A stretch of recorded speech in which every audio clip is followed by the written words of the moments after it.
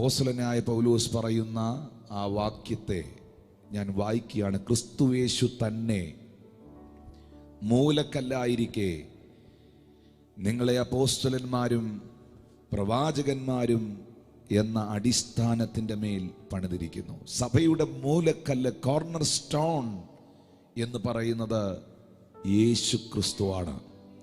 ക്രിസ്തുയേശു തന്നെ മൂലക്കല്ലായിരിക്കെ നിങ്ങളെ ഓരോരുത്തരെയും അപ്പോസ്തലന്മാരും പ്രവാചകന്മാരും എന്ന അടിസ്ഥാനത്തിൻ്റെ മേൽ നിങ്ങളെ പണിതിരിക്കുകയാണ്. എന്തിനു വേണ്ടിയാണ് ദൈവം തൻ്റെ സഭയ്ക്ക് അപ്പോസ്തലന്മാരെയും പ്രവാചകന്മാരെയും നൽകിയത്? ഹല്ലേലൂയ. 21-ാമത്തെ വാക്യം, അവനിൽ കെട്ടിടം മുഴുവൻ യുക്തമായി ചേർന്ന് കർത്താവിൽ വിശുദ്ധമായി വളരുന്നു.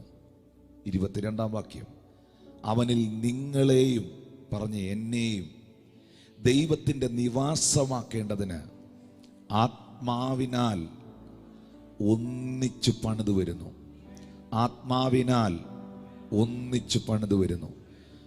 അപ്പോൾ അപ്പോസ്തലന്മാർ പ്രവാചകന്മാർ എന്ന ഫൗണ്ടേഷനിൽ ക്രിസ്തു തന്നെ മൂലക്കല്ലായിരിക്കെ, പ്രധാന കല്ലായിരിക്കെ, ആ കല്ലിനോട് ചേർത്ത് വച്ചിരിക്കുന്ന അപ്പോസ്തലന്മാർ പ്രവാചകന്മാർ എന്ന കല്ലുകൾക്ക് മുകളിൽ നിങ്ങളെയും കൂടെ ചേർത്ത് കെട്ടിക്കൊണ്ട് അവനിൽ നിങ്ങളെയും ദൈവത്തിൻ്റെ നിവാസമാക്കേണ്ടതിന് ആത്മാവിൽ ഒന്നിച്ച് പണിയപ്പെടുന്നു. നമ്മൾ ഒന്നിച്ച് പഠിക്കുന്നവരാണ്, നമ്മൾ ഒന്നിച്ച് വളരുന്നവരാണ്, നമ്മൾ ഒന്നിച്ച് പ്രാർത്ഥിക്കുന്നവരാണ്, നമ്മൾ ഒന്നിച്ച് പ്രവർത്തിക്കുന്നവരാണ്. ഈ എന്ത് പരിപാടിയും ഒറ്റയ്ക്ക് നടത്താം. ഒറ്റയ്ക്ക് സ്വർണ്ണ കച്ചവടം നടത്താം, ഒറ്റയ്ക്ക് മത്തിക്കച്ചവടം നടത്താം, ഒറ്റയ്ക്ക് സൂപ്പർ മാർക്കറ്റ് നടത്താം, ഒറ്റയ്ക്ക് ഹൈപ്പർ മാർക്കറ്റ് നടത്താം. പക്ഷെ ഒറ്റയ്ക്ക് ചെയ്യാൻ പറ്റാത്ത, ഒന്നിച്ച് മാത്രം ചെയ്യാൻ പറ്റുന്ന, ഒറ്റക്കെട്ടായി ചെയ്യാൻ പറ്റുന്ന ഒന്നേ ഉള്ളൂ. അത് കർത്താവിൻ്റെ വേലയാണ്, കർത്താവിൻ്റെ രാജ്യമാണ്. അത് ഒന്നിച്ച് പണിയേണ്ട ഒന്നാണ്.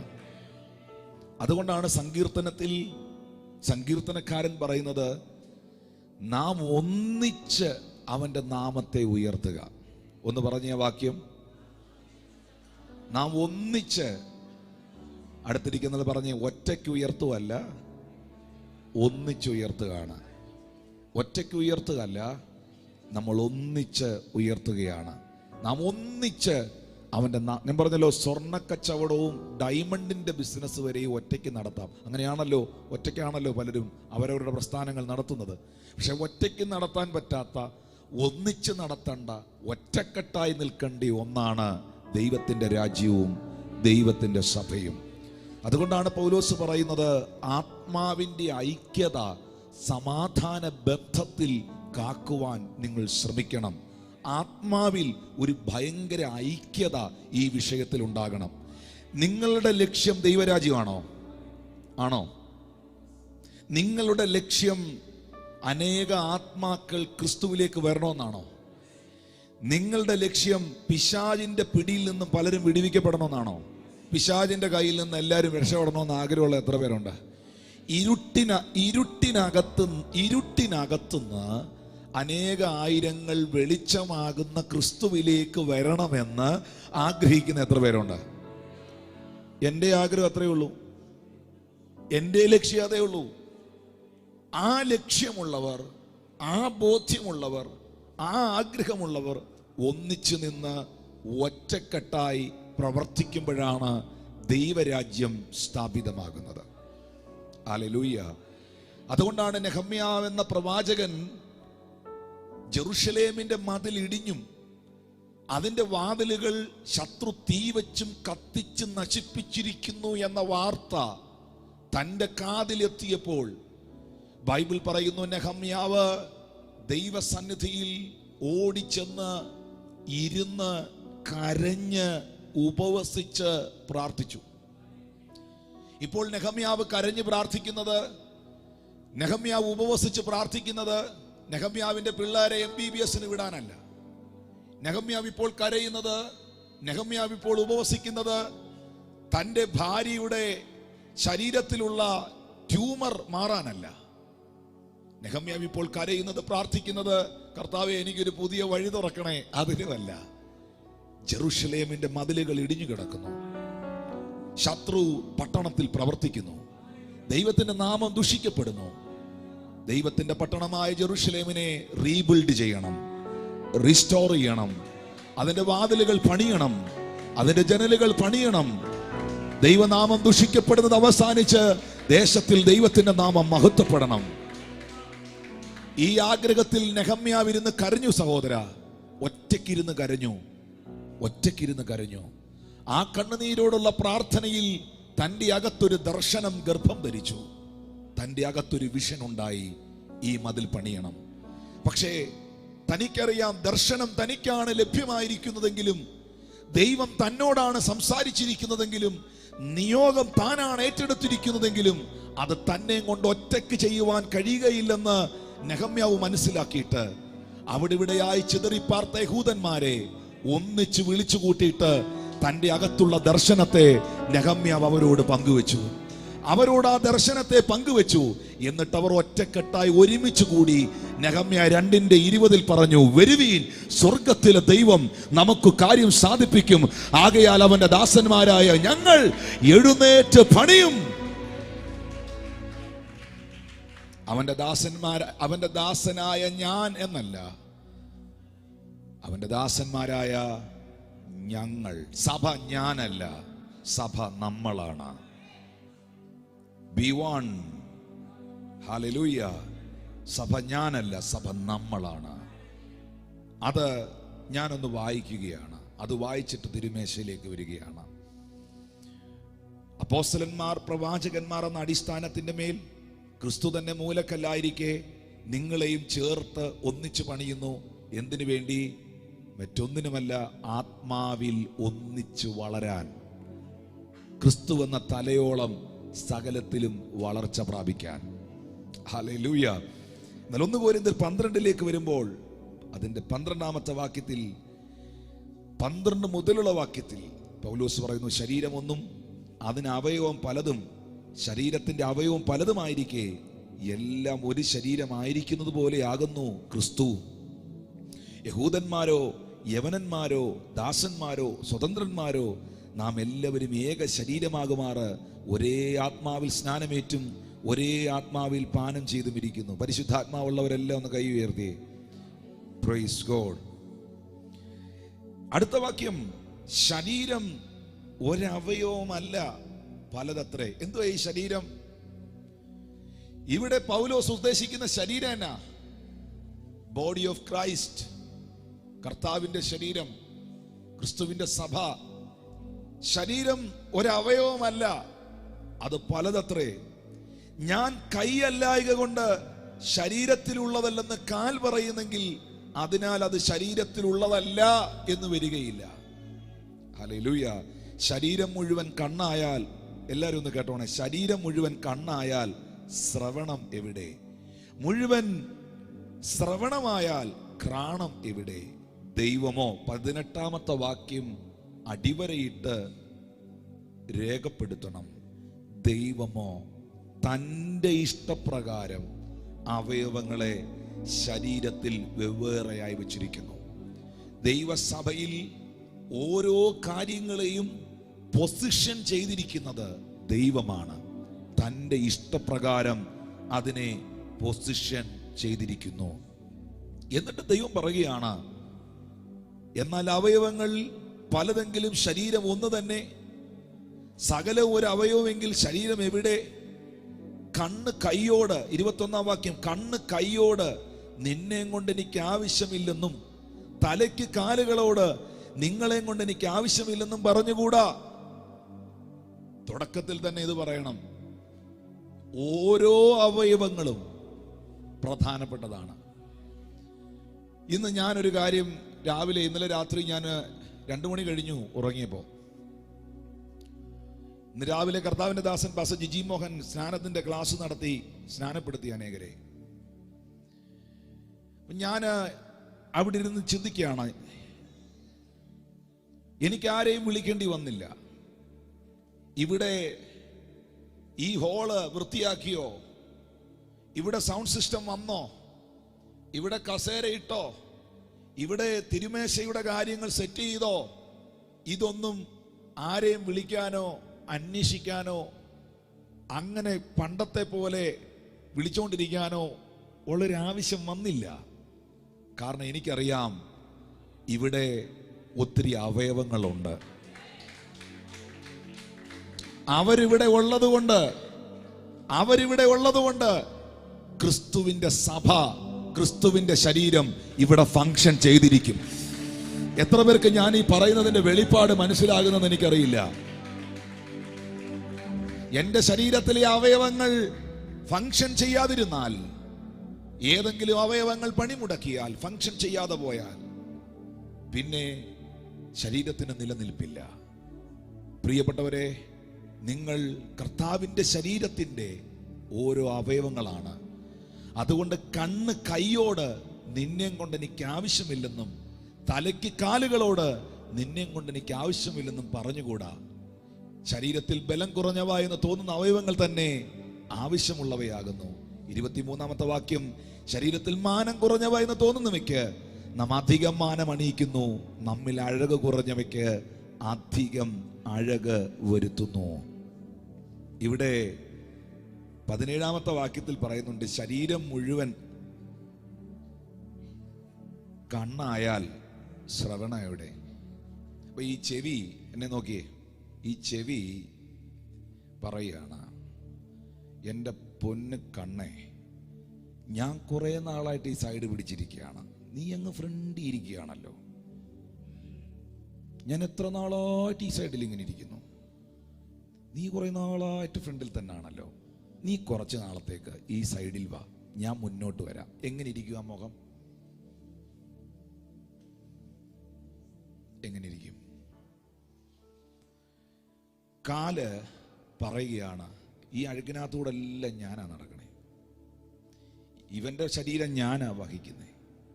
കൈയാണെങ്കിൽ ഇങ്ങനെ തൂങ്ങിക്കിടക്കുക, നിന്റെ വെയിറ്റ് കൂടെ ഞാൻ പിടിക്കണം. അപ്പൊ കാലും കൈയുടെ വഴക്കുണ്ടാക്കി. കാല് പറയുകയാണ്, ഞാൻ മേളി വരാം, നീ താഴെ വാ.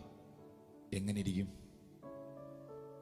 അതുകൊണ്ടാണ് ദൈവം പറഞ്ഞത്, ദൈവമോ 18-ാം വാക്യം, തൻ്റെ ഇഷ്ടപ്രകാരം അവയവങ്ങളെ ശരീരത്തിൽ വെവ്വേറെയായി വെച്ചിരിക്കുന്നു.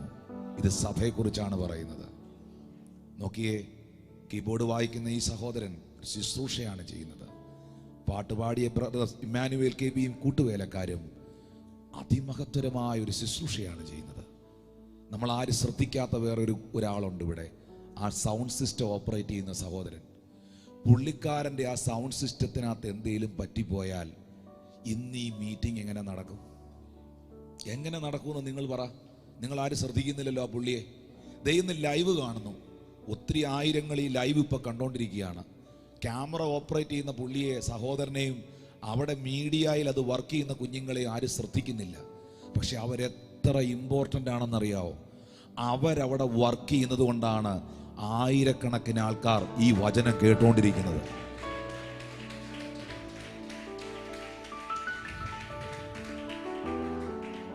ഇതെല്ലാരും കൂടെ ഒന്നിച്ച് പ്രവർത്തിക്കുമ്പോഴാണ്, ഫങ്ഷൻ ചെയ്യുമ്പോഴാണ് കർത്താവിന്റെ സഭ, ബോഡി ഓഫ് ക്രൈസ്റ്റ് ഫങ്ഷൻ ചെയ്യുന്നത്. അതുകൊണ്ടാണ് സ്വർഗത്തിലെ ദൈവം പറഞ്ഞത്, നിങ്ങളുടെ പ്രയത്നങ്ങൾ ഒന്നും അത് ക്രിസ്തുവിൽ വ്യർത്ഥം അല്ല. അതുകൊണ്ട് നിങ്ങളാൽ എന്തൊക്കെ കർത്താവിന് വേണ്ടി ചെയ്യുവാൻ കഴിയുമോ അതൊക്കെയും ചെയ്യുവാൻ നിങ്ങൾ ദൈവസന്നിധിയിൽ തയ്യാറാകണം. നിങ്ങൾക്ക് പ്രാർത്ഥിക്കാൻ കഴിയുമോ? നിങ്ങൾ പ്രാർത്ഥിക്കണം. നിങ്ങൾക്ക് ചർച്ച് ക്ലീൻ ചെയ്യാൻ കഴിയുമോ? നിങ്ങൾക്ക് അത് ചെയ്യണം. കസേര ഇടാൻ കഴിയുമോ? ഞാൻ ചോദിക്കട്ടെ, നിങ്ങൾ ഇന്നിവിടെ വന്നപ്പോൾ ഈ കസേരയ്ക്കകത്ത് കയറിയിരുന്നല്ലോ, ആ കസേരയ്ക്കകത്ത് കയറിയിരുന്ന ദൈവത്തെ ആരാധിക്കാൻ കഴിഞ്ഞല്ലോ. നിങ്ങൾ ആ കസേര ഇട്ട ആളിനെ അറിയുമോ? നിങ്ങളിപ്പോൾ ഇരിക്കുന്ന കസേര ഇട്ടതാര്? നിങ്ങളിപ്പോൾ ഇരിക്കുന്ന കസേര ഇട്ടതാര്? നിങ്ങൾ അതിലാണ് ഇരിക്കുന്നത്. പക്ഷെ അത് ഇട്ട ഒരാൾ ഇവിടെ ഉണ്ട്. ആ ആളിനെ അറിയുന്നൊരു ദൈവമുണ്ട്.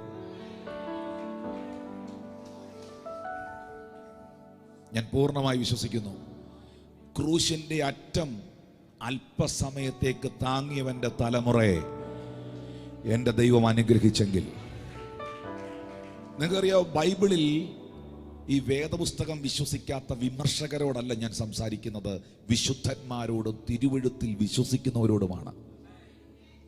ജഡീകരോടല്ല. ഞാൻ പൗലോസ് കൊരിന്ത്യ സഭയിൽ പറഞ്ഞല്ലോ, ഞാനിപ്പോൾ സംസാരിക്കുന്നത് ജഡീകന്മാരോടെന്ന വണ്ണമല്ല, ആത്മീകരോടെന്ന വണ്ണം അത്രേ. ഞാൻ സംസാരിക്കുന്നത് ആത്മീകരോടാണ്, ആത്മീകരോടാണ്. മോശയുടെ കരം താങ്ങിയ 2 ഗോത്രങ്ങളുണ്ട്, 2 ഗോത്രത്തിന്റെ പ്രതിനിധികളുണ്ട്, അല്ലെ 2 വ്യക്തിത്വങ്ങളുണ്ട്. ഒന്ന് അഹരോൻ, 2 ഹൂര്. എന്തിനാ മോശയുടെ കൈ അവർ താങ്ങി പിടിച്ചു വെച്ചേ? ഇസ്രായേൽ ജനത്തിന്റെ ജയത്തിന് വേണ്ടിയാ. അല്ലാതെ മോശയുടെ ഭാര്യ സിപ്പോറയ്ക്ക് ഗവൺമെന്റ് ഓഫീസിൽ ജോലി കിട്ടാനല്ല. വല്ലതും പിടി കിട്ടിയോ? ഇസ്രായേൽ ജനതയുടെ ഒരു സമൂഹത്തിന്റെ വിടുതലിന് വേണ്ടിയാണ് അഭിഷിക്തന്റെ കൈ താങ്ങിയത്. ഒരു സമൂഹത്തിന്റെ വിടുതലിന് വേണ്ടി. ആത്മഭാരമുള്ള 2 പേർ, ആ മനുഷ്യന്റെ കൈ കിഴച്ചു പോയാൽ, ആ മനുഷ്യൻ ഡൗൺ ആയി പോയാൽ അതെല്ലാവന്റെയും പരാജയമാണ് എന്ന് തിരിച്ചറിഞ്ഞവർ. 2 പേർ അപ്പുറത്തും ഇപ്പുറത്തും നിന്ന് ആ കൈ ഉയർത്തിപ്പിടിച്ചു. അതിൽ ഒരു മനുഷ്യനാണ് ഹൂര്. വിശുദ്ധ തിരുവെഴുത്തുകളിലേക്ക് നാം കടന്നു വരുമ്പോ, ദൈവം തനിക്ക് നിവാസമാകേണ്ടതിന് ഒരു ആലയം പണിയുവാൻ, ഒരിടമൊരുക്കുവാൻ ആവശ്യപ്പെടുമ്പോൾ സമാഗമന കൂടാരത്തെക്കുറിച്ചുള്ള ദർശനം ദൈവം മോശയ്ക്ക് നൽകുന്നു. ആ സമാഗമന കൂടാരം ദൈവത്തിന്റെ ഹൃദയത്തിനൊത്ത നിലകളിൽ ഡിസൈൻ ചെയ്യണം. അതിനൊരു ആർക്കിടെക്ചർ വേണം. സ്വർഗത്തിലെ അപ്പൻ തൻ്റെ തീ ഇറക്കിയ, തൻ്റെ മഹത്വം വെളിപ്പെടുത്തിയ സമാഗമന കൂടാരം പണിയാൻ ഉപയോഗിച്ച ആർക്കിടെക്ചറുടെ പേരറിയാവോ? ബസലേൽ. സമാഗമന കൂടാരം ആലയം പണിയാൻ, യഹോവയുടെ മഹത്വം ഇറങ്ങുന്ന ഇടം പണിയുവാൻ ദൈവ ശുശ്രൂഷയ്ക്ക് ഇടമൊരുക്കിയവനാണ് ബസലേൽ. ആരുടെ കൊച്ചുമോനാണെന്നറിയാവോ? ഹൂരിന്റെ കൊച്ചുമോനാണ്. വല്യപ്പൻ അഭിഷിക്തന്റെ കൈ താങ്ങുന്നവരായപ്പോൾ തലമുറകൾ ആലയം പണിയുന്നവരായി മാറി. ഇന്ന് പകൽ ദൈവവേലയോട് താല്പര്യമുള്ളവന്റെ വീട്ടിൽ നിന്നൊക്കെ അഭിഷിക്തന്മാർ പുറത്തു വരും, ബസലേലുമാർ പുറത്തു വരും.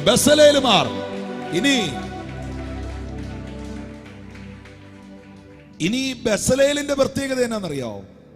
സങ്കൽപ്പിച്ചുണ്ടാക്കുവാൻ ദിവ്യാത്മാവിനാൽ ജ്ഞാനം ലഭിച്ചവൻ. ഞാൻ വാക്യം അതുപോലെ പറയുക. സങ്കൽപ്പിച്ചുണ്ടാക്കുവാൻ ദിവ്യാത്മാവിനാൽ ജ്ഞാനം ലഭിച്ച ബസലേൽ, ആ പുള്ളിയുടെ അകത്തൊരു ഡിവൈൻ സ്പിരിറ്റ് ഉണ്ടായിരുന്നു. പുള്ളി ഇമാജിൻ ചെയ്യുന്നത് ക്രിയേറ്റ് ചെയ്യുമായിരുന്നു. ഇന്ന് പകലിൽ കൈ താങ്ങുന്നവനെ, നിന്റെ തലമുറകളെ അനുഗ്രഹിക്കുന്ന ഒരു ദൈവമുണ്ട് എന്ന് തിരിച്ചറിഞ്ഞോ?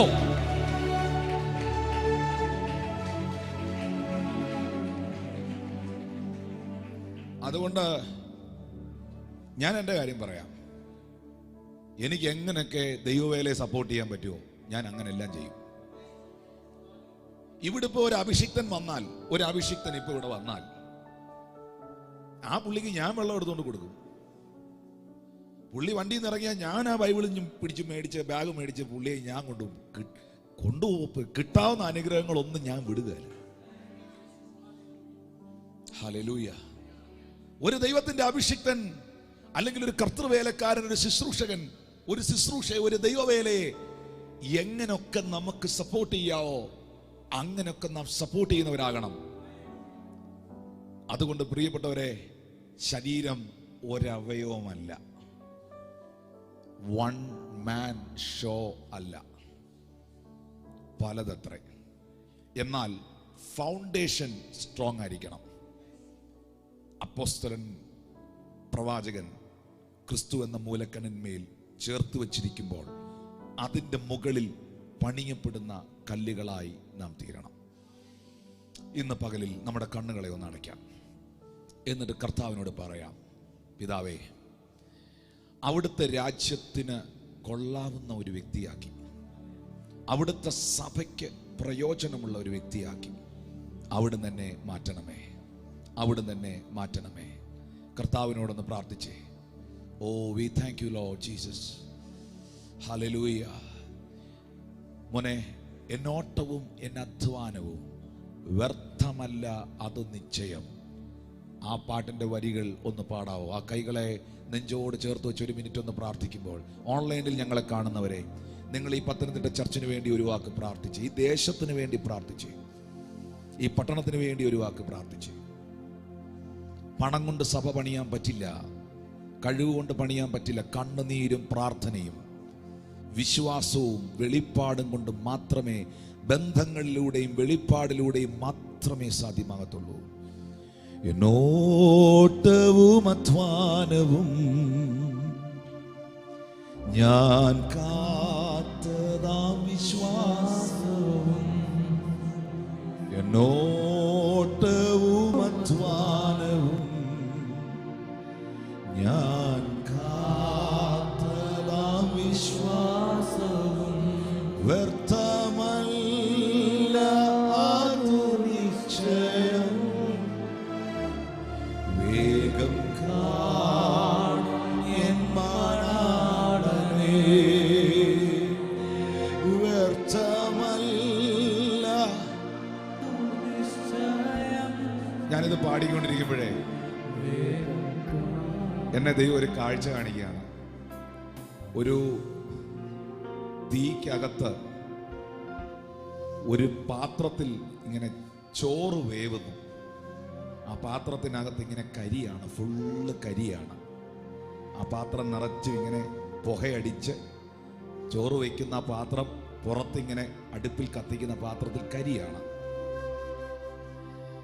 ആ വീട്ടിനകത്ത് ഒത്തിരി മനോഹരമായ മറ്റ് പാത്രങ്ങൾ ഇരിപ്പുണ്ട്. ഷോക്കേസിൽ നല്ല ഫ്ലവർ വേസ് ഇരിപ്പുണ്ട്. കിച്ചൺ കബോർഡിൽ നല്ല ഗ്ലാസുകൾ ഇരിപ്പുണ്ട്. പക്ഷേ പുറത്ത് ആരും കാണാതെ കരി പിടിച്ച് കത്തുന്ന ഒരു പാത്രമുണ്ട്. ആ പാത്രം മറ്റു പാത്രങ്ങളെക്കാളും ആ വീട്ടിൽ പ്രധാനമാണ്. ആ പാത്രം മറ്റെല്ലാം അകത്തിരിക്കുന്ന പാത്രത്തിലോട്ട് എന്തേലും വരണമെങ്കിൽ വെളിയിൽ ഇവൻ കരി പിടിച്ചേ പറ്റുള്ളൂ. ഇന്ന് പകൽക്കാലം ആരും അറിയുന്നില്ലെങ്കിലും വെയിൽ കൊണ്ടും ഓടിയും അധ്വാനിച്ചും പ്രവർത്തിക്കുന്ന പ്രിയപ്പെട്ടവരെ, എന്നോട്ടവും അധ്വാനവും ഞാൻ കാത്തതാം വിശ്വാസവും, എന്നോട്ടവും എന്നോട്ടവും അധ്വാനവും ഞാൻ കാത്തതാം വിശ്വാസം. ഉറപ്പുള്ളവർ കൈ ഉയർത്തി പാടിയേ. വ്യർത്ഥമല്ല,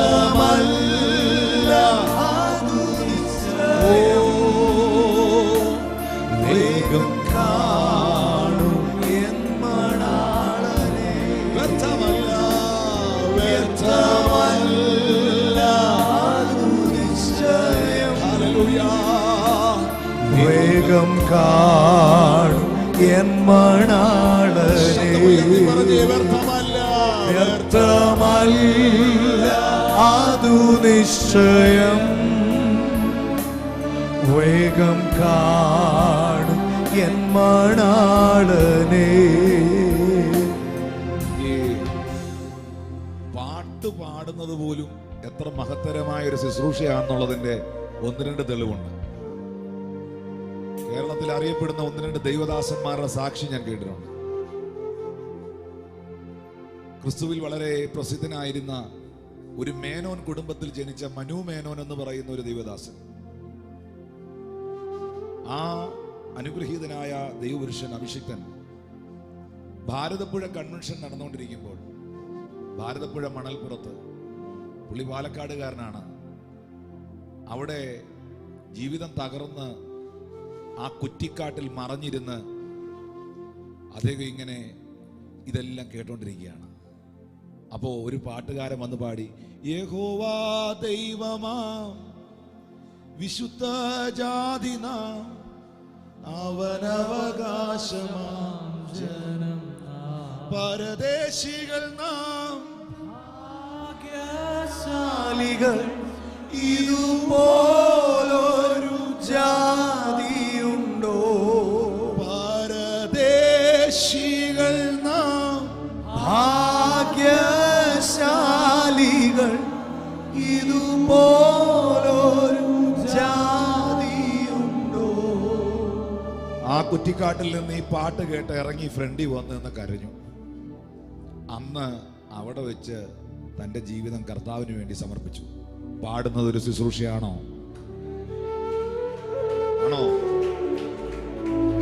ആണോ?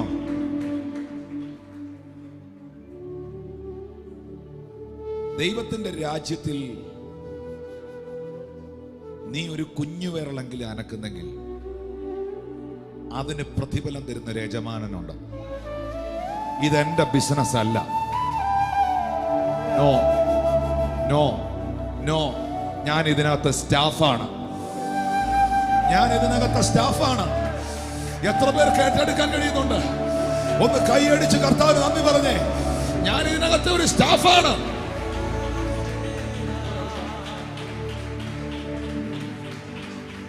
പരദേശികൾ നാം ഭാഗ്യശാലികൾ ഇതുപോലൊരു ജാതിയുണ്ടോ? പരദേശികൾ നാം ഭാഗ്യശാലികൾ ഇതുപോലൊരു ജാതിയുണ്ടോ?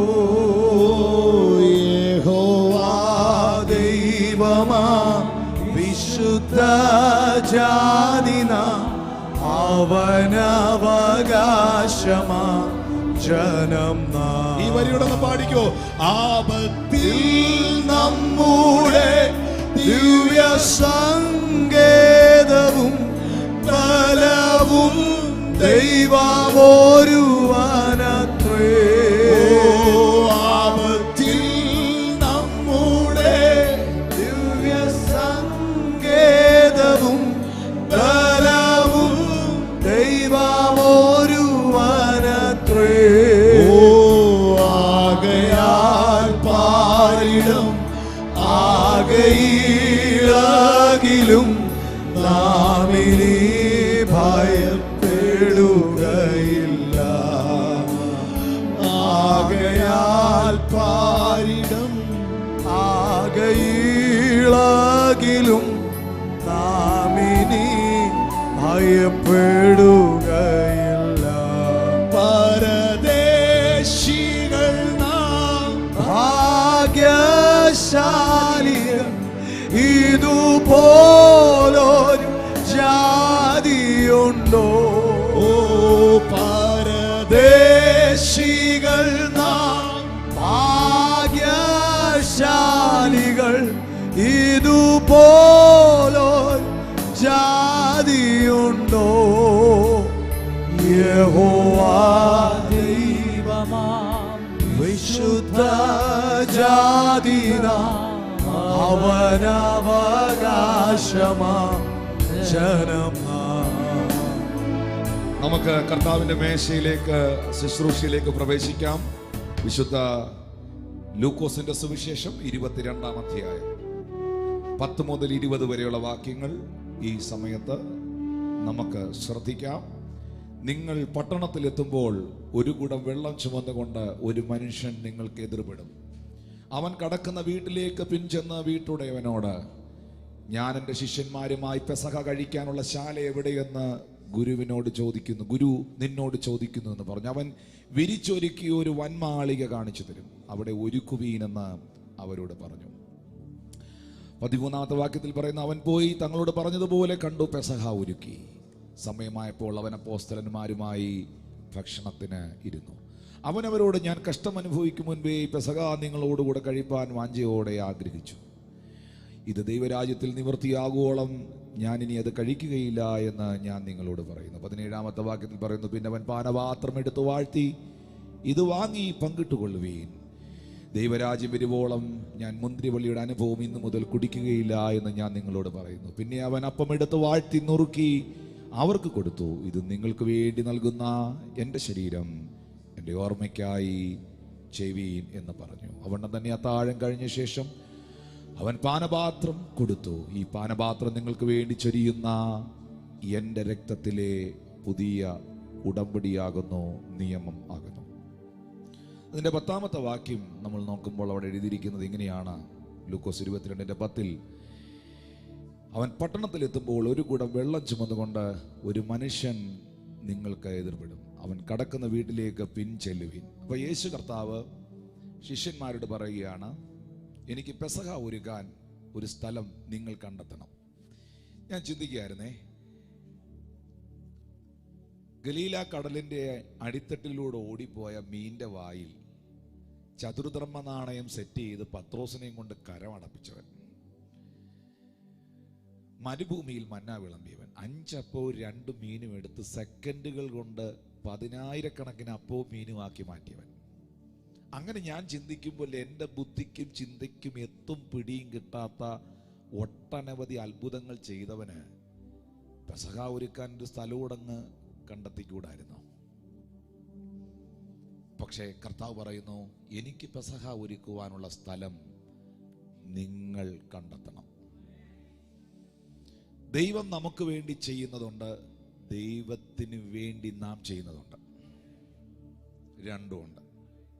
ഇത് കർത്താവ് പറയുകയാണ്, എനിക്ക് ഈ ശുശ്രൂഷ ചെയ്യാൻ ഒരു സ്ഥലം നിങ്ങൾ കണ്ടുപിടിക്കണം. Praise God. അപ്പോൾ ശിഷ്യന്മാർ ഇത് കേട്ടു. എന്നിട്ട് ശിഷ്യന്മാരോട് പറഞ്ഞ കൺഫർമേഷൻ എന്താണെന്നറിയാവോ? ഒരു മനുഷ്യൻ ഒരു കുടം വെള്ളവുമായി നിങ്ങൾക്ക് എതിരെ വരും. സാധാരണ സ്ത്രീകളാ വെള്ളം കോരാൻ പോകുന്നത്, ഓപ്പോസിറ്റ് സാധനമായി പറയുന്നത്. ഒരു മനുഷ്യൻ ഒരു കുടം വെള്ളവുമായി നിങ്ങൾക്ക് എതിർപ്പെടും. അവൻ കടക്കുന്ന വീട്ടിലേക്ക് പിൻചെന്ന് ആ വീട്ടുടയവനോട് ചോദിക്കണം, കർത്താവിന് പെസഹ ഒരുക്കാനുള്ള ശാല എവിടെയെന്ന്. 11-ാമത്തെ വാക്യത്തിൽ കർത്താവിന് പെസഹ ഒരുക്കുവാൻ ശാല എവിടെയെന്ന് ഗുരു നിന്നോട് ചോദിക്കുന്നെന്ന് പറവീൻ. അപ്പം അവൻ വിരിച്ചൊരുക്കിയ ഒരു വൻമാളിക കാണിച്ചു തരും. എൻ്റെ ഭാഷയിൽ പറഞ്ഞാൽ ഏതെങ്കിലും ഒരു വേണ്ടാത്തൊരു സ്ഥലമല്ല, നമ്മുടെ ഇന്നത്തെ ഭാഷ പറഞ്ഞ ഒരു വൺ സെറ്റപ്പ് ഒരു സാധനം. അവൻ വിരിച്ചൊരുക്കിയ ഒരു വൻമാളി, വിരിച്ച് ഒരുക്കിയ, കണ്ടോ? ആ കർത്താവിൻ്റെ മേശയൊക്കെ കൊടുക്കുന്ന സ്ഥലം ഏറ്റവും നന്നായിരിക്കണം, ബ്യൂട്ടിഫുൾ ആയിരിക്കണം എന്ന് ദൈവം ആഗ്രഹിക്കുന്നു. അങ്ങനെയാണെങ്കിൽ പ്രാർത്ഥിച്ചോ പത്തനംതിട്ടക്കാര്, അത് ദൈവം ഇവിടെ അത് ചെയ്യും. ഏറ്റവും നല്ലത് കർത്താവ് ചെയ്യും. ഇന്ന് രാവിലെ ജിജി പാസ് എന്നോട് പറഞ്ഞു, നമുക്കിവിടെ സൗണ്ട് സിസ്റ്റവും ഇല്ല, കീബോർഡും ഇല്ലെന്ന്. 2 കാര്യങ്ങളും ഇല്ല, അത് മേടിക്കണമെന്ന് പറഞ്ഞിരിക്കുക. സൗണ്ട് സിസ്റ്റവും ഇല്ല, ഈ ചർച്ചിന് കീബോർഡും ഇല്ല. ദൈവത്തിൻ്റെ ആത്മാവ് ഉള്ളത്തിൽ പ്രേരിപ്പിക്കുന്നെങ്കിൽ ചെയ്തോ. നിങ്ങൾ ചെയ്തില്ലെങ്കിൽ വേറെ ആരെയും കൊണ്ടേലും ദൈവം ചെയ്യിക്കും. അത് വെറുതെ കളയണ്ട. അങ്ങനെ ഒരു ആവശ്യം സഭയ്ക്ക് നിൽക്കുകയാണ്. ചാടി വീഴാൻ പറ്റുന്നവരൊക്കെ അതങ്ങ് ഏറ്റെടുത്ത് ചെയ്തോ.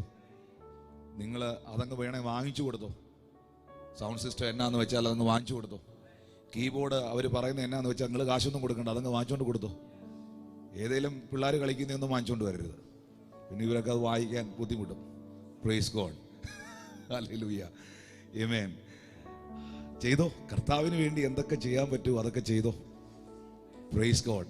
ആലയത്തിൽ അനവധി അഭിഷിക്തന്മാർ ആ മൈക്കിലൂടെ പ്രസംഗിക്കുമ്പോൾ, ആ സൗണ്ട് സിസ്റ്റത്തിലൂടെ അനേകർ ദൈവവചനം കേൾക്കുമ്പോൾ എവിടെല്ലാം നമ്മൾ കാശ് വെറുതെ കളയുന്നു. നമുക്കൊരു വലിയ മനസ്സിന് തന്നെ ഒരു സന്തോഷമല്ലേ അത്? Praise God. ഒരു വലിയൊരു അനുഗ്രഹം തന്നെയാണത്. ആമേൻ, ഹല്ലേലൂയ. ഈ ചർച്ചിൽ ചില കാര്യങ്ങൾ അനൗൺസ് ചെയ്ത് കഴിയുമ്പം ചില ആൾക്കാർ വന്നിട്ട് ഓടി വന്നേച്ച് പറയും, അത് ഞങ്ങൾ ചെയ്യാം ബ്രദറെ, ഞങ്ങളത് വാങ്ങിച്ചു കൊടുക്കാം, ഞങ്ങളതിനുള്ള ക്രമീകരണം ചെയ്യാം. അവർ ഓടി വന്ന് പറയും. അപ്പം ഞങ്ങളുടെ സഹോദരന്മാർ ആ സമയത്ത് അവരോട് പറയും, അത് അഡ്മിനിസ്ട്രേഷനുമായിട്ട് ബന്ധപ്പെടണം, ഓഫീസുമായിട്ട് ബന്ധപ്പെടണം, നിങ്ങൾക്ക് അതിൻ്റെ റെസിപ്റ്റുകളൊക്കെ കിട്ടും. അവർ പറയുമ്പോൾ എൻ്റെ പൊന്നു പറയാം, അത് വേറെ ആർക്കും കൊടുത്തേക്കല്ലേ, അത് എന്നെ കൊണ്ട് തന്നെ ചെയ്യിച്ചേക്കണേ. അപ്പം നമുക്കറിയാം ഇവർ ഈ പറയുന്നത് അവരുടെ ആ ടോണിനകത്തുണ്ട്.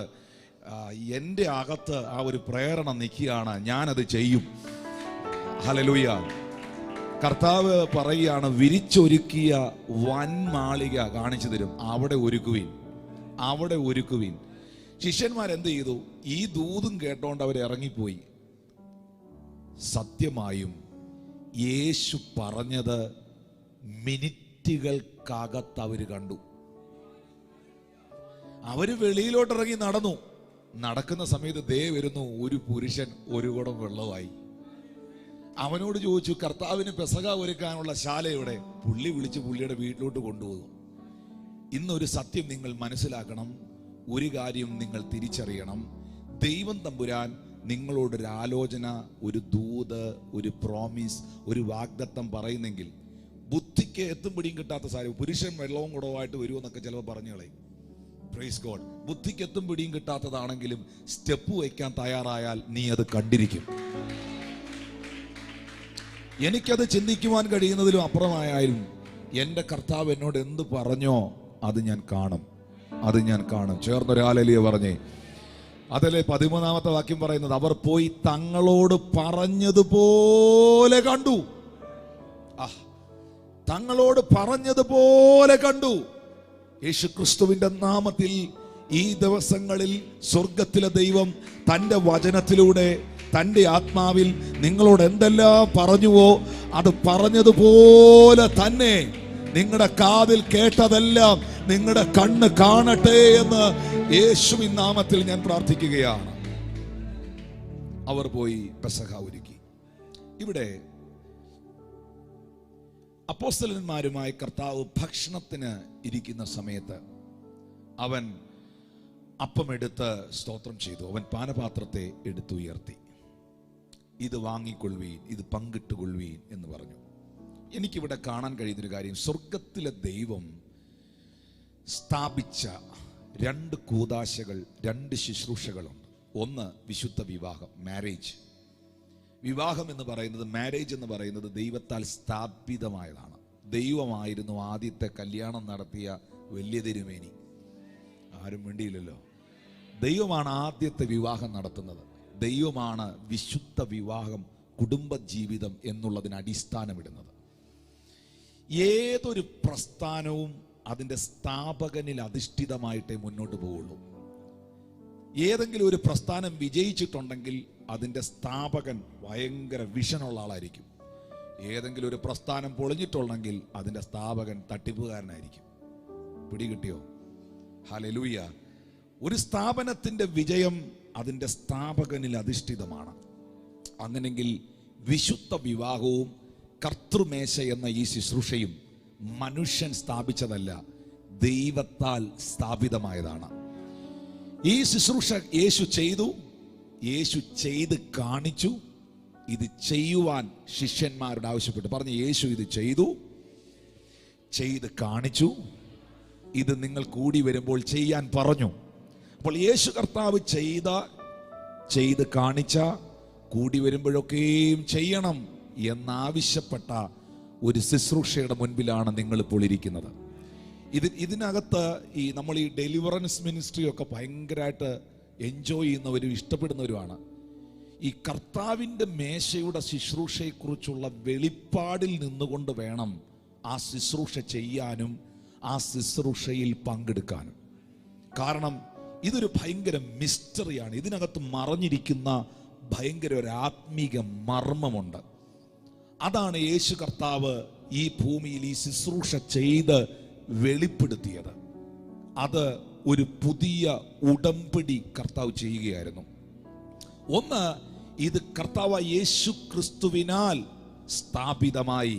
ഇതൊരു പാസ്റ്ററോ, ഒരു തിരുമേനിയോ, ഒരു ബിഷപ്പോ, ഒരു ചമ്മാച്ചനോ, ഒരു അച്ഛനോ, ഒരു ഉപദേശിയോ ആരും തുടങ്ങി വെച്ചതല്ല. ഇത് യേശു ക്രിസ്തുവിനാൽ സ്ഥാപിതമായതാണ്. കൈകൾ അടിച്ച് കർത്താവിന് നന്ദി പറയാം. ഇത് യേശു ക്രിസ്തുവിനാൽ സ്ഥാപിതമായതാണ്. രണ്ട്, ഈ ശുശ്രൂഷ എന്ന് പറയുന്നത് ഒരു പുതിയ ഉടമ്പടി ചെയ്യുകയാണ്. New covenant.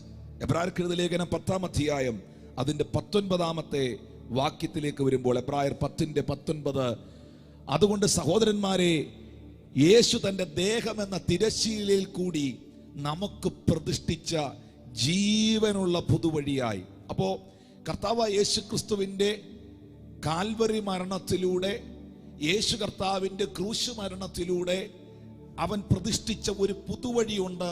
ആ പുതുവഴിയാണ്, ആ ജീവനുള്ള പുതുവഴിയാണ് പുതിയ നിയമസഭ. 20-ാമത്തെ വാക്യത്തിലേക്ക് വരുമ്പോൾ പൗലോസ് പറയുന്നുണ്ട്, തന്റെ രക്തത്താൽ വിശുദ്ധ മന്ദിരത്തിലേക്കുള്ള പ്രവേശനം ലഭിച്ചു.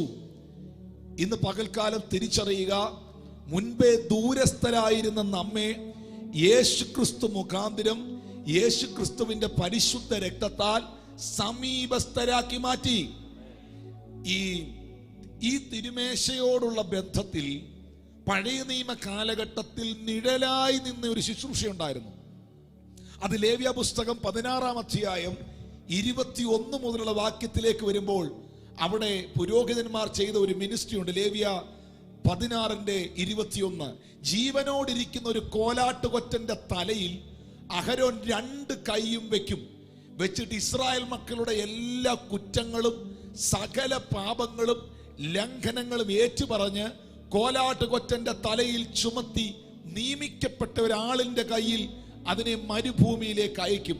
അടുത്ത വാക്യത്തിൽ ഇങ്ങനെയാ പറയുന്നത്, കോലാട്ടുകൊറ്റൻ അവരുടെ കുറ്റങ്ങളെയൊക്കെയും ഏറ്റെടുത്തുകൊണ്ട് ശൂന്യപ്രദേശത്തേക്ക് ചുമന്നുകൊണ്ട് പോകണം.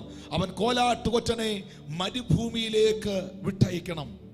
എന്താണ് ഇവിടെ ചെയ്യുന്നത്? പുരോഹിതൻ വന്നിട്ട് ഒരാട്ടുകൊറ്റനെ എടുക്കുന്നു. ആ ആട്ടുകൊറ്റനെ എടുത്ത് സകല, ഇപ്പൊ ഇവിടെ ഇരിക്കുന്ന എല്ലാവരുടെയും പേര് എനിക്കറിയില്ല, ആൾക്കാരുടെ പേര് പറഞ്ഞ് മുഴുവൻ ആൾക്കാരുടെ കുറവുകളും പാപങ്ങളും ഈ ആടിന്റെ മേളിൽ അടിച്ചേൽപ്പിക്കുന്നു. ഈ ആടിന്റെ മുകളിൽ ഈ പാപങ്ങളെ മുഴുവൻ ചുമത്തിയിട്ട് ഇതിനെ മരുഭൂമിയിലേക്ക് വിട്ടയക്കുന്നു. ദുഷ്ടമൃഗങ്ങളുള്ള, ചെന്നായ്ക്കളുള്ള മരുഭൂമിയിലേക്ക് ഈ ആട് തനിച്ചു പോകുന്നു. അവിടെ വെച്ച് കാട്ടുചെന്നായ്ക്കളാൽ കൂട്ടമായി ആക്രമിക്കപ്പെട്ടുകൊണ്ട് ഈ ആട്ടുകൊറ്റൻ മരിക്കുമ്പോൾ, ആ മരുഭൂമിയിൽ അതിന്റെ രക്തം വീഴുമ്പോൾ, ആ ആട്ടുകൊറ്റൻ തകരപ്പെടുമ്പോൾ അവരിങ്ങനെ വിശ്വസിക്കുന്നു, ഇത്രയും ജനത്തിന്റെ പാപവും 1 വർഷത്തേക്ക് മോചിക്കപ്പെട്ടിരിക്കുകയാണ്. 1 വർഷത്തേക്ക് അവരുടെ പാപങ്ങൾ വിമോചിക്കപ്പെട്ടിരിക്കുകയാണ്. എന്നാൽ വിശുദ്ധ ബൈബിളിൽ നിങ്ങൾ വായിക്കുമ്പോൾ അപ്പോസ്തലനായ പൗലോസ് ശ്ലീഹ കൊരിന്ത്യ സഭയോട് ഇങ്ങനെയാ പറഞ്ഞത്, നമുക്ക് ഒരു പെസഹ കുഞ്ഞാടുണ്ട്. ആ പെസഹ കുഞ്ഞാട് അറുക്കപ്പെട്ടിരിക്കുകയാണ്. ആ കുഞ്ഞാട് ക്രിസ്തു തന്നെ. എന്റെയും നിങ്ങളുടെയും സകല പാപങ്ങളും സകല ശാപങ്ങളും സകല രോഗങ്ങളും തന്നിൽ തന്നെ ഏറ്റെടുത്തുകൊണ്ട്, തന്നിൽ തന്നെ വഹിച്ചുകൊണ്ട്, ആമേൻ, കാൽവറി ക്രൂശിൽ നമുക്ക് വേണ്ടി യാഗമായ ആ കുഞ്ഞാടിനെ ഇന്ന് പകൽ ഈ തിരുമേശയിൽ നമുക്ക് കാണാൻ കഴിയട്ടെ. അവനെ നമുക്ക് ഓർക്കുവാൻ കഴിയട്ടെ. ആ കരങ്ങളെ ഒന്ന് ഉയർത്തി ദൈവത്തിന് നന്ദി പറയാവോ? ഹല്ലേലൂയ. നമ്മുടെ സകല പാപവും നമ്മുടെ സകല ശാപവും നമ്മുടെ സകല രോഗവും ഏറ്റെടുത്തുകൊണ്ട് ഒറ്റയ്ക്ക് ക്രൂശെടുത്ത, ഒറ്റയ്ക്ക് നടന്ന് നീങ്ങിയ, ജെറുസലേമിന്റെ തെരുവീതിയിലൂടെ നടന്ന കാൽവറി ക്രൂശിൽ നമുക്ക് വേണ്ടി യാഗമായ ആ കുഞ്ഞാട് പറയുകയാണ്. പൗലോസ് അതിനെ വെളിപ്പാടിൽ എബ്രായർക്കെഴുതിയ ലേഖനത്തിൽ എഴുതി, ഒരിക്കലായി എന്നേക്കുമായി അവന്റെ രക്തം നമ്മെ വീണ്ടെടുത്തു. ഒരിക്കലായി, ഒരാണ്ടിലേക്കല്ല. യേശുവിന്റെ രക്തം നിങ്ങളെ വിമോചിപ്പിച്ചത്, ആ കുഞ്ഞാടിന്റെ പരിശുദ്ധ രക്തം നിങ്ങളെ വിമോചിപ്പിച്ചത് ഒരാണ്ടിലേക്കല്ല, 1 മാസത്തേക്കല്ല, 1 കൊല്ലത്തേക്കല്ല, ഒരിക്കലായി എന്നേക്കുമായി. ആ വിമോചനം സ്വീകരിച്ച് എത്ര പേര് ഇതിനകത്തിരിപ്പുണ്ട്? ഒരിക്കലായി എന്നേക്കുമായി, ഒരിക്കലായി എന്നേക്കുമായി. ഓ, താങ്ക് യു ലോർഡ് ജീസസ്. ഇന്ന് പകൽ നിങ്ങളത് ഡിക്ലെയർ ചെയ്യണം. എന്നെ കർത്താവ് വീണ്ടെടുത്തത് എന്നേക്കുമായിട്ടാണ്. എന്നെ യേശു രക്ഷിച്ചത് എന്നേക്കുമായിട്ടാണ്. എന്നെ കർത്താവ് തന്റെ രക്തത്തിൽ കഴുകിയത് എന്നേക്കുമായിട്ടാണ്. യേശുവിന്റെ നാമത്തിൽ ഒരിക്കലായി എന്നേക്കുമായി അവൻ എന്നെ വീണ്ടെടുത്തു. എന്തിനു വേണ്ടി? ഈ പുതിയ ഉടമ്പടി സ്ഥാപിക്കുവാൻ. ഹല്ലേലൂയ. ഈ ശുശ്രൂഷയുടെ ഏറ്റവും പ്രധാനപ്പെട്ട ഭാഗത്തിലേക്ക് വരുന്നു. ഒന്ന്, Jesus instituted this table. Number 2, this is the new covenant. Number 3, this is the time of remembrance. ഇത് ഓർക്കണ്ടിയ സമയമാണ്. 1 കൊരിന്ത്യർ 11:24 വാക്യം ഒന്ന് വായിച്ചേ. ഞാൻ പെട്ടെന്ന് ഈ ശുശ്രൂഷ ചെയ്യാൻ പോകാം. 11:24. ഇത് നിങ്ങൾക്ക് വേണ്ടിയുള്ള എന്റെ ശരീരം, ഇത് നിങ്ങൾക്ക് വേണ്ടിയുള്ള എന്റെ ശരീരം, എന്റെ ഓർമ്മയ്ക്കായി, എന്റെ ഓർമ്മയ്ക്കായി ഇത് ചെയ്യുവീൻ എന്ന് പറഞ്ഞു. ഓർമ്മയ്ക്കായി. ഹല്ലേലൂയ.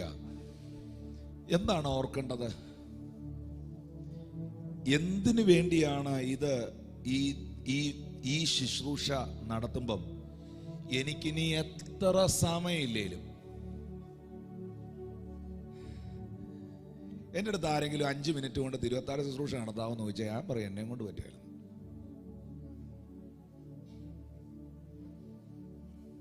കാരണം ഇത് ചുമ്മാ വന്ന് എടുത്തുകൊണ്ട് പോകാനുള്ളതൊന്നുമല്ല. എൻ്റെ ഓർമ്മയ്ക്കായി ഇത് മുമ്പിലിരിക്കുമ്പോൾ കുറേ കാര്യങ്ങൾ ഓർക്കണം. കാരണം മനുഷ്യൻ്റെ ഏറ്റവും വലിയ പ്രശ്നമാണ് മറവി. പെട്ടെന്ന് നമ്മളെല്ലാം മറന്നുപോകും. അതുകൊണ്ടാണ് കൂടെ ബൈബിൾ പറയുന്നത്, എൻ മനമേ നീ യഹോവയെ വാഴ്ത്തുക, അവൻ്റെ വിശുദ്ധ നാമത്തെ വാഴ്ത്തുക. എൻ മനമേ നീ യഹോവയെ വാഴ്ത്തുക, അവൻ്റെ ഉപകാരങ്ങളൊന്നും മറക്കരുത്. അതിഥി സൽക്കാരം മറക്കരുത്, ദൈവത്തെ സ്തുതിക്കാൻ മറക്കരുത്, ദൈവത്തിൻ്റെ ഉപകാരങ്ങൾ മറക്കരുത്, കുഞ്ഞെ മറക്കരുത്. ഇങ്ങനെ കൂടെ ബൈബിൾ പറയുന്നത് നമ്മൾ ഈ മറവി നല്ലതാ. എന്നാൽ നമുക്കൊരു ഏറ്റവും വലിയൊരു പ്രശ്നമുള്ളത്, നമ്മൾ ഓർക്കേണ്ടത് ഓർക്കുകയില്ല, ഓർക്കേണ്ടാത്തതൊക്കെ ഓർത്തിരിക്കുകയും ചെയ്യും. മറക്കേണ്ടതൊന്നും മറന്നിട്ടുമില്ല, മറക്കരുതാത്തതൊന്നും ഓർമ്മയില്ല. സ്തോത്രം. എൻ്റെ ഓർമ്മയ്ക്കായി നിങ്ങളിത് ചെയ്യുവിൻ. എന്താണ് പ്രിയരെ ഇന്ന് നമ്മളിവിടെ ഓർക്കേണ്ടിയേ? ഞാനിത് ശ്രദ്ധയോടെ കേൾക്കുന്നവരോടാണ് പറയുന്നത്. ഈ തിരുമേശയുടെ മുൻപിൽ നമ്മൾ എന്താ ഓർക്കേണ്ടിയേ? നമ്മൾ എന്താ കാണണ്ടിയേ? നമ്മൾ കാണേണ്ടിയത് നമ്മുടെ കർത്താവ് നമുക്ക് വേണ്ടി, നമ്മെ സ്വന്തമാക്കാൻ വേണ്ടി കർത്താവായ യേശു ക്രിസ്തു ഏറ്റെടുത്ത ബദ്ധപ്പാടുകൾ, വേദനകൾ. ഫിലിപ്പിയ സഭയ്ക്ക് ലേഖനം എഴുതുമ്പോൾ പൗലോസ് പറയുന്നു, അവൻ ദൈവമായിരിക്കെ ദൈവത്തോടുള്ള സമത്വം മുറുകെ പിടിച്ചുകൊള്ളണമെന്ന് വിചാരിക്കാതെ വേഷത്തിൽ മനുഷ്യനായി താണഭൂമിയിലേക്ക് വന്നു. അവൻ ക്രൂശിലെ മരണത്തോളം പിതാവിനോട് അനുസരണമുള്ളവനായി അവൻ തന്നെ താൻ താഴ്ത്തി, അവൻ തന്നെ താൻ ഏൽപ്പിച്ചു കൊടുത്തു. ഹല്ലേലൂയ. യെശയ്യാവിന്റെ പ്രവചന പുസ്തകം 53-ാം അധ്യായം അതിൻ്റെ 3 മുതലുള്ള വാക്യങ്ങളിലേക്ക് വരുമ്പോൾ, അതിൻ്റെ 3 മുതലുള്ള വാക്യങ്ങൾ, യെശയ്യാ 53, അവൻ മനുഷ്യരാൽ നിന്ദിക്കപ്പെട്ടു. ആ അവൻ എന്നുള്ളിടത്ത് എനിക്ക് അങ്ങനെ പറയുന്ന ആ പദം ഇഷ്ടമല്ല, അങ്ങനെ വായിക്കുന്ന പോലും ഇഷ്ടമല്ല. യേശു കർത്താവ് മനുഷ്യരാൽ നിന്ദിക്കപ്പെട്ടു, യേശു കർത്താവ് മനുഷ്യരാൽ ത്യജിക്കപ്പെട്ടു, വ്യസനപാത്രമായും രോഗം ശീലിച്ചവനായിരുന്നു. അവനെ കാണുന്നവർ മുഖം മറച്ചു കളയത്തക്കവണ്ണം അവൻ നിന്ദിതനായിരുന്നു, ആരും അവനെ ആദരിച്ചില്ല. എല്ലാവരും എന്നെ ഒന്ന് നോക്കണേ ആ വാക്യത്തിൽ. ഈ തിരുമേശ ഇവിടെ ഇരിക്കുമ്പോൾ ബൈബിൾ പറയുന്നു, യേശു കർത്താവ് മനുഷ്യരാൽ നിന്ദിക്കപ്പെട്ടു. നിന്ന കേട്ടിട്ടുള്ള എത്ര പേരുണ്ട്? എന്തുവാ നിങ്ങൾ കേട്ട നിന്ന? നിങ്ങൾ അനുഭവിച്ച നിന്ന എന്താണ്? ഈ ആൾക്കാര് നിങ്ങളെക്കുറിച്ച് ആവശ്യമില്ലാത്തതൊക്കെ എന്തെങ്കിലുമൊക്കെ പറഞ്ഞതാണോ? ഫേസ്ബുക്കിൽ ആരെങ്കിലും കമന്റ് ചെയ്താണോ? കുടുംബക്കാര് മുഖത്ത് നോക്കി ചിരിക്കാതിരുന്നാണോ? ഇവൻ ശരിയല്ല ഇവള് ശരിയല്ലെന്ന് പറഞ്ഞാണോ? നിങ്ങൾ അനുഭവിച്ച നിന്ന എന്താണ്? നിങ്ങൾക്കറിയുമോ? നമ്മൾ ആരും കടന്നുപോയിട്ടില്ലാത്ത നിന്നയല്ലേ കർത്താവ് അനുഭവിച്ചേ. അന്നത്തെ കാലത്ത് നിങ്ങൾ ശ്രദ്ധിക്കണേ, ഒരു 5 മിനിറ്റ്. അന്നത്തെ കാലത്ത് സകലരാലും അറിയപ്പെടുന്ന റബി ആയിരുന്നു യേശു, ടീച്ചർ. ഫേസ്ബുക്ക് ഇല്ല, ഇൻസ്റ്റഗ്രാം ഇല്ല, ടെലിവിഷൻ ഇല്ല, യാതൊരു സോഷ്യൽ മീഡിയ ഇല്ല, ഒന്നുമില്ലാതെ ചുമ്മാ ഇറങ്ങി വന്ന് നിന്നാൽ 5000 പേര്, 6000 പേര്, 4000 പേര് മീറ്റിങ്ങിന് കൂടുമായിരുന്നു. ഇവിടെ വൻ ക്രൂസൈഡ് നടത്തിയിട്ട് ലോകം മൊത്തവും ഫ്ലക്സ് വെച്ചിട്ട് 5000 പേര് വരുന്നില്ല. ആരും മിണ്ടുന്നില്ലല്ലോ. കർത്താവ് ഇറങ്ങി വന്ന് നിൽക്കുമ്പം പുരുഷന്മാര് തന്നെ 5000 വരുമായിരുന്നു. പിന്നെ അവരുടെ ഭാര്യമാരും പിള്ളേരും എല്ലാം ആകുമ്പോൾ എത്ര പേര് കാണുമെന്ന് ഓർത്തു നോക്കി. അത്ര അധികം ലോകം കണ്ടതിൽ വെച്ച്, കാലഘട്ടം കണ്ടതിൽ വെച്ച് ഏറ്റവും വലിയ ക്രൗഡ് പുള്ളർ മൈക്കിൾ ജാക്സൺ അല്ല, ഹിറ്റ്ലർ അല്ല, ഞാൻ സേവിക്കുന്ന എൻ്റെ ദൈവമായിരുന്നു. ലോകം കണ്ടതിൽ വെച്ച് ഏറ്റവും വലിയ ക്രൗഡ് പുള്ളർ. അന്നത്തെ ഇസ്രായേലിന്റെ പോപ്പുലേഷനോട് ഓർക്കണം. ഇന്ന് ലോക ജനസംഖ്യയിൽ എങ്ങാണ്ട് 70-ാമത്തോ 80-ാമത്തോ സ്ഥാനമാണ് ഇന്ന് ഇസ്രായേലിനുള്ളത്. ഇന്നുള്ളത് എനിക്ക് എന്റെ കൃത്യ വിവരം അറിയില്ല. ഇന്നുള്ളത് ഒരു ചെറിയ രാജ്യം, പാലക്കാട് ജില്ലയുടെ അത്രയുള്ള ഒരു രാജ്യം. ഇന്നത്തെ പോപ്പുലേഷൻ. അപ്പൊ അന്നത്തെ പോപ്പുലേഷൻ എന്നായിരിക്കും? അപ്പൊ ആ മീറ്റിംഗിൽ 5000 പുരുഷന്മാര് വരണമെങ്കിൽ പട്ടണം മൊത്തം ഇനി ഫ്രണ്ടിൽ വന്ന് കാണുകയല്ലേ? അതല്ലേ വാതിക്കൽ പോലും നിൽക്കാനിടവല്ല. എനിക്കൊന്ന് ലൂക്കോസ് സുവിശേഷം 12-ാം അധ്യായത്തിന്റെ 1-ാം വാക്യം തോന്നുന്നു. മോനെ ഒന്ന് നോക്കിയടാ. ലൂക്കോസ് 12-ന്റെ 1-ാമത്തെ വാക്യം സഹോദരങ്ങളൊന്ന് നോക്കി. ലൂക്കോസ് 12-ന്റെ 1 ആണെന്നാണ് എൻ്റെ ചിന്ത. അതിനിടെ പുരുഷാരം തമ്മിൽ ചവിട്ടുവാൻ തക്കവണ്ണം 1000 തിങ്ങിക്കൂടിയപ്പോൾ അവൻ ആദ്യം ശിഷ്യന്മാരോട് പറഞ്ഞു തുടങ്ങിയത്, അതിനിടെ പുരുഷാരം തമ്മിൽ ചവിട്ടുവാൻ തക്കവണ്ണം എന്ന് വെച്ചാൽ കാല് കുത്താൻ ഇടയില്ല. ഇവിടെ ഒരു ടെലിവിഷൻ ഉണ്ടായിരുന്നു, ഇവർക്ക് അത് ആ വാക്യം കാണിക്കായിരുന്നു. ലൂക്കോസ് 12:1 വായിച്ചേ ഒന്ന്. ഇല്ലയോ നിങ്ങളുടെ ബൈബിളിൽ അങ്ങനെ ഒരു വാക്യം? അതിനിടെ പുരുഷാരം തമ്മിൽ ചവിട്ടുവാൻ തക്കവണ്ണം 1000 തിങ്ങിക്കൂടിയപ്പോൾ. പുരുഷാരം തമ്മിൽ ചവിട്ടാൻ തക്കവണ്ണം 1000 തിങ്ങിക്കൂടിയെന്ന് പറഞ്ഞാൽ നമ്മളൊക്കെ ചുമ്മാ അടിച്ചുവിടുന്ന അവിടെ ഭയങ്കര ഇതാ ജനം. കാല് കുത്താൻ ഇടയില്ല. അതുപോലെ ഇടിച്ചാള. ഒരുത്തനെ പെരയ്ക്കകത്തോട്ട് കേറ്റാൻ സ്ഥലം ഇല്ലാത്തോണ്ടാ റൂഫ് പൊളിക്കേണ്ടി വന്നേ. മിണ്ടുന്നില്ലല്ലോ. യേശു ഉള്ളിടത്ത് ജനമുണ്ട്, യേശു ഉള്ളിടത്ത് ആൾക്കൂട്ടമുണ്ട്, യേശു ഉള്ളിടത്ത് അത്ഭുതമുണ്ട്, യേശു ഉള്ളിടത്ത് വിടുതലുണ്ട്. അപ്പൊ ഇത്രയും ആൾക്കാരാൽ, മനുഷ്യരാൽ ശ്രദ്ധേയനായ, റബ്ബിയായ, പ്രൊഫറ്റായ, എന്നാൽ വെളിപ്പാടുള്ളവർക്ക്, സത്യം തിരിച്ചറിഞ്ഞവർക്ക് ദൈവമായ ഈ യേശുവിനെ വസ്ത്രം അഴിച്ച് ഈ സഹോദരിമാരുടെയും ആൾക്കാരുടെയൊക്കെ നടുവിൽ ടൗണിലൂടെ നടത്തുന്നതെന്ന് ഓർത്തേ. ഞാനതാ പറഞ്ഞത്, നിങ്ങൾ എന്നാ നിന്നെ അനുഭവിച്ചെന്ന്. വസ്ത്രം അഴിച്ച് ടൗണിലൂടെ ഇങ്ങനെ ഒരാളിനെ നടത്തുന്നതെന്ന് ഓർത്തേ. അതും ശാപത്തിന്റെ അടയാളമായ കുരിശിനെ എടുത്ത് തോളിൽ വെച്ച് കൊടുത്ത ഈയക്കട്ടികളും ചൂണ്ടക്കൊളുത്തുകളും. ഞാൻ ഇത്തവണ ഇസ്രായേലിൽ പോയ സമയത്ത് കർത്താവിനെ കസ്റ്റഡിയിൽ വെച്ചിരുന്നതായ ഒരു സ്ഥലം ഞങ്ങൾ സന്ദർശിച്ചു. ഞങ്ങൾ കഴിഞ്ഞ പ്രാവശ്യം അത് വിസിറ്റ് ചെയ്തിരുന്നു. ഞാൻ എൻ്റെ കൂടെ വന്നവർക്ക് അത് വിശദീകരിച്ചു കൊടുത്തു. ഒരു രാത്രി മുഴുവൻ കർത്താവിനെ കസ്റ്റഡിയിൽ വെച്ചിരുന്നു. ആ കസ്റ്റഡിയിൽ വെച്ചിരുന്ന സ്ഥലം ഒരു വലിയ കുഴിയാണ്. ആ കുഴിക്കകത്ത് കർത്താവിനെ കെട്ടി ഇറക്കി കർത്താവിനെ കസ്റ്റഡിയിൽ വെച്ചിരിക്കുകയാണ്. അവിടെ ഇസ്രായേലിലുള്ള സകല മാലിന്യങ്ങളും കൊണ്ടിടുന്ന സ്ഥലമാണ്. സകല മാലിന്യങ്ങളും, പുഴുക്കളുള്ള, പാമ്പുകളുള്ള മാലിന്യം, ആ മാലിന്യത്തിലേക്ക് കെട്ടി ഇറക്കിയാണ് കർത്താവിനെ കൊണ്ടുവന്ന് ഒരു രാത്രി മുഴുവൻ വെച്ചിരുന്നത്. എന്നിട്ട് ഇവർ അടിക്കുന്നത് എങ്ങനെയാണെന്നറിയാം. നമ്മളൊന്നും അതിൻ്റെ ഹിസ്റ്ററിയിലേക്ക്, ചരിത്രത്തിലേക്ക് പോയിട്ടില്ല. അവിടെ ഈ വിനാഗർ പോലെ, ഉപ്പും പുളിയുമുള്ള വിനാഗർ പോലെയുള്ള ലായനി കലർത്തി വയ്ക്കും. ആ ലായനിക്കകത്ത് ഈയക്കട്ടയും ചൂണ്ടക്കൊളുത്തുമൊക്കെയുള്ള ഈ ചമ്മട്ടി, ഈ ചാട്ടവാർ പോലത്തത് അതിനകത്ത് മുക്കിയിട്ട് പുറത്തടിക്കും. പുറം കീറുമ്പം പിന്നെയും ഈ വിനാഗിരി ഉപ്പും ചേർത്ത ഈ ലായനിയിൽ ഇത് മുക്കി വീണ്ടും ആ മുറിവിനകത്ത് അടിക്കുമ്പം പൊട്ടിപ്പിളർന്ന മുറിവിനകത്ത് ഉപ്പും മുളക് പൊടി ഇട്ടാൽ, വിനാഗിരി കോരി ഒഴിച്ചാൽ അതിൻ്റെ നീറ്റൽ എത്ര അധികമാണെന്ന് തിരിച്ചറിയണം. അതുപോലെ കർത്താവിനെ എത്ര മാക്സിമം വേദനിപ്പിക്കാമോ, എത്ര മാക്സിമം ദുഃഖിപ്പിക്കാമോ, എത്ര മാക്സിമത്തിൽ അവൻ പേര് കൊടുക്കാമോ, അത്രയും മാക്സിമത്തിലാണ് റോമ ഗവൺമെന്റ് യേശുവിനെ ഉപദ്രവിച്ചത്. ഈയക്കട്ടികളും ചൂണ്ടക്കൊളുത്തുകളും ചേർത്തടിച്ച് കർത്താവിന്റെ ശരീരം അടിച്ചു കീറി. ഞാൻ യെശയ്യാ 53:3 വരികയാണ്. അവൻ മനുഷ്യരാൽ നിന്ദിക്കപ്പെട്ടു. ബ്രദറെ, സിസ്റ്ററെ, ഇന്ന് ഈ ഓൺലൈനിൽ കാണുന്ന എൻ്റെ വാത്സല്യ സഹോദര, യേശു എന്തിനു വേണ്ടി നിന്ദിക്കപ്പെട്ടു? ദൂതന്മാരുടെ ആരാധനയിൽ വസിച്ചവൻ.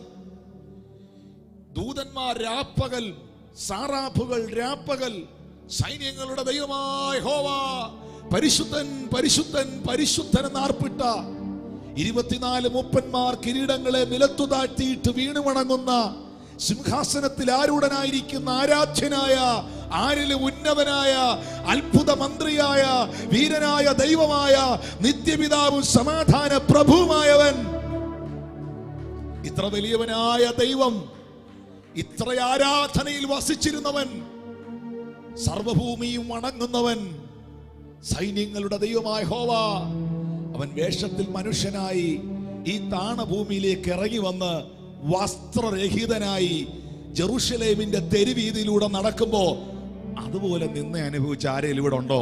അമ്മാവി ചിരിച്ചില്ല, അമ്മായിയപ്പം മിണ്ടിയില്ല, കല്യാണത്തിന് വിളിച്ചില്ല, അനന്തരവള് വീട്ടിൽ വന്നില്ല. ഇതൊക്കെയല്ലേ നിങ്ങൾ അനുഭവിച്ച നിന്ന? പക്ഷെ നിനക്ക് വേണ്ടി ക്രിസ്തു ഏറ്റെടുത്ത നിന്ന, അതിന്റെ ആഴം എത്ര വലുതാണെന്ന് തിരിച്ചറിയുന്നുണ്ടോ? അങ്ങനാണെങ്കിൽ ഈ വചനത്തെ മുന്നിൽ നിർത്തിക്കൊണ്ട് ഞാനൊരു ദൈവാലോചന നിങ്ങളോട് പറയാം. അവൻ നിന്ദിക്കപ്പെട്ടത് ഞാൻ മാനിക്കപ്പെടാനാണ്. അവൻ നിന്ദിതനായത് എന്നെ മാനിക്കാനാണ്. അവൻ പട്ടണത്തിൽ തെരുവിൽ നിന്ദിക്കപ്പെട്ടെങ്കിൽ നിന്നെ പട്ടണത്തിൽ മാനിക്കാനാണ്, നിന്നെ ദേശത്തിൽ മാനിക്കാനാണ്. ഞാൻ നിങ്ങളോട് പറയട്ടെ, ആ യഹൂദ പരീക്ഷകൾ, റോമൻ പടയാളികൾ അവന്റെ വസ്ത്രം അഴിച്ച് തെരുവിലൂടെ വസ്ത്രരഹിതനായി ക്രിസ്തു നടക്കുമ്പോൾ എന്റെയും നിങ്ങളുടെയും മുകളിൽ അവൻ രക്ഷയുടെ വസ്ത്രം ഉടുപ്പിക്കുകയായിരുന്നു. ആ തെരുവിലൂടെ നടന്നു പോകുന്നത് ഒരു സാധാരണ വ്യക്തിയല്ല. ആ തെരുവിലൂടെ നടന്നു പോകുന്നത് കൂനയായ സ്ത്രീയെ നിവർത്തിയവൻ, അന്ധന്റെ കണ്ണു തുറന്നവൻ, ചെകിടന്റെ ചെവിയെ കേൾപ്പിച്ചവൻ, കടലിന്റെ മുകളിലൂടെ നടന്നവൻ. ഓ ലാസറേ പുറത്തു വരിക എന്ന് പറഞ്ഞപ്പോൾ മരിച്ച് 4 ദിവസം കഴിഞ്ഞവനെ പുറത്തിറക്കിയവൻ, മഞ്ചത്തിൽ തൊട്ട് ആമീൻ വിധവയുടെ പൈതലിനെ ഉയർപ്പിച്ചവൻ, അത്ഭുതത്തിന്റെ ദൈവം, വിടുതലിന്റെ ദൈവം, സർവശക്തനായവൻ, ഭാരമേറിയ മരക്കുരിശുമായി അവൻ നിന്ദിക്കപ്പെട്ടെങ്കിൽ എന്റെ കർത്താവിനോട് ഞാൻ പറയുന്നു, നിറകണ്ണുകളോടെ പറയുന്നു, അപ്പച്ച, എന്റെ പിതാവേ, ഞാൻ വ്യക്തിപരമായി ഏറ്റെടുക്കുക, എനിക്ക് വേണ്ടി അവിടുന്ന് നിന്ദിക്കപ്പെട്ടതിന് നന്ദി. ഒരു ചെറിയ വാക്കിൽ പിണങ്ങിപ്പോകുന്നവർ, ഏതെങ്കിലും ഒരു ചെറിയ നിലയിൽ ഒന്ന് ചിരിക്കാതിരുന്നാൽ പിണക്കം കാണിക്കുന്നവർ, ക്രിസ്തു അനുഭവിച്ച നിന്നെ ഓർക്കണം. മുഖത്ത് കാർക്കിച്ചു തുപ്പി. ഒരാള് നമ്മൾ ഭക്ഷണം കഴിച്ചുകൊണ്ടിരിക്കുമ്പം നമ്മുടെ മുമ്പിലെങ്ങാണ് നിന്ന് കാർക്കിച്ചു തുപ്പിയാൽ നമ്മൾ തല ഇങ്ങനെ തിരിക്കും. ആ തുപ്പൽ നമ്മുടെ മുഖത്തേക്കാണെങ്കിലോ അവനെ കാർക്കിച്ചു തുപ്പി. ഈ കാർക്കിച്ചു തുപ്പിയവരുടെ തുപ്പലിനൊന്നും പവറില്ലെന്നേ. പക്ഷെ അവനൊന്ന് തിരിച്ച് കാർക്കിച്ചു തുപ്പിയാൽ, ആ മണ്ണിലിട്ടാൽ അത് കണ്ണു തുറപ്പിക്കും.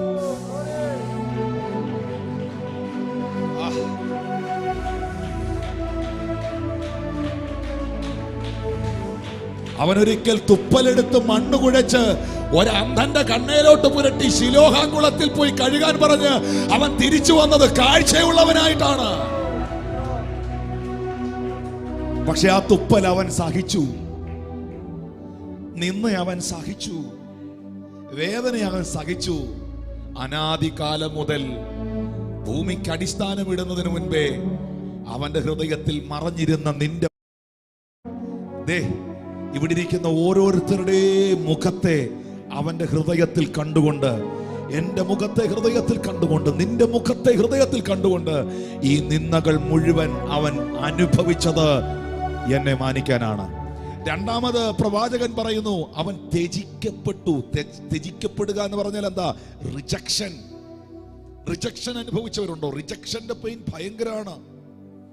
റിജക്ഷൻ അനുഭവിച്ചവരുണ്ടോ? ഈ അംഗീകരിക്കപ്പെടേണ്ടടുത്ത് അവഗണിക്കപ്പെടുമ്പോഴുണ്ടാകുന്നൊരു പെയിനുണ്ട്. അവഗണന, റിജക്ഷൻ. ഭവനത്തിൽ ഉണ്ടാകുന്ന അവഗണന, പഠിച്ച കോളേജിലും സ്കൂളിലും ഉണ്ടായ അവഗണന, വിവാഹം കഴിപ്പിച്ചു കൊണ്ടുവന്ന വീട്ടിലുണ്ടായ അവഗണന, മക്കൾ തന്ന അവഗണന, മാതാപിതാക്കൾ കാണിച്ച അവഗണന, റിജക്ഷൻ. അതിന്റെ പെയിൻ ഭയങ്കരമാണ്. എനിക്കറിയാം, ഞാൻ ഇത് പറയുമ്പോൾ അതിലൂടെ പോയ പ്രിയപ്പെട്ടവർ ഇന്ന് എന്നെ കേൾക്കുന്നുണ്ട്. ജീവിതത്തിൽ പല സ്ഥലങ്ങളിലും ചേർത്ത് പിടിക്കേണ്ടവർ തള്ളി ദൂരെ എറിഞ്ഞു. അവഗണിക്കപ്പെട്ട അനുഭവങ്ങൾ, ത്യജിക്കപ്പെട്ട അനുഭവങ്ങൾ. അവൻ ത്യജിക്കപ്പെട്ടു.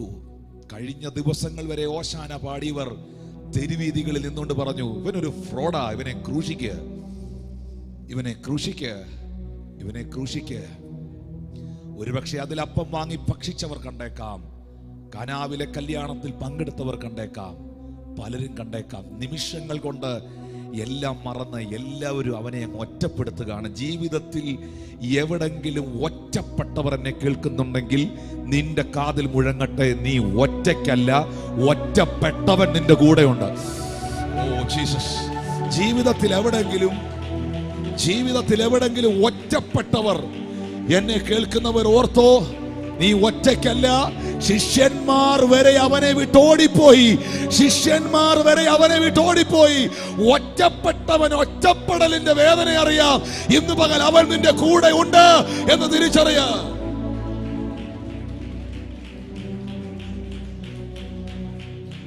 സ്കൂളിലോ കോളേജിലോ വിവാഹം കഴിപ്പിച്ചു കൊണ്ടുവന്ന വീട്ടിലോ ഓഫീസിലോ ജോലിയിലോ ചർച്ചിലോ സഭയിലോ ജീവിതത്തിന്റെ ഏതെങ്കിലും മേഖലകളിലോ മാതാപിതാക്കളാലോ അവഗണിക്കപ്പെട്ടിട്ടുണ്ടെങ്കിൽ, അവഗണനയുടെ വേദനയെ അറിയാവുന്നവൻ നിന്നെ ചേർത്ത് പിടിക്കും. ഞാൻ ആ പദം അങ്ങനെ തന്നെ പറയാം. അവൻ ത്യജിക്കപ്പെട്ടത് നീ സ്വീകരിക്കപ്പെടാനാണ്. അവൻ റിജക്റ്റഡ് ആയത് നമ്മെ റിസീവ് ചെയ്യാനാണ്.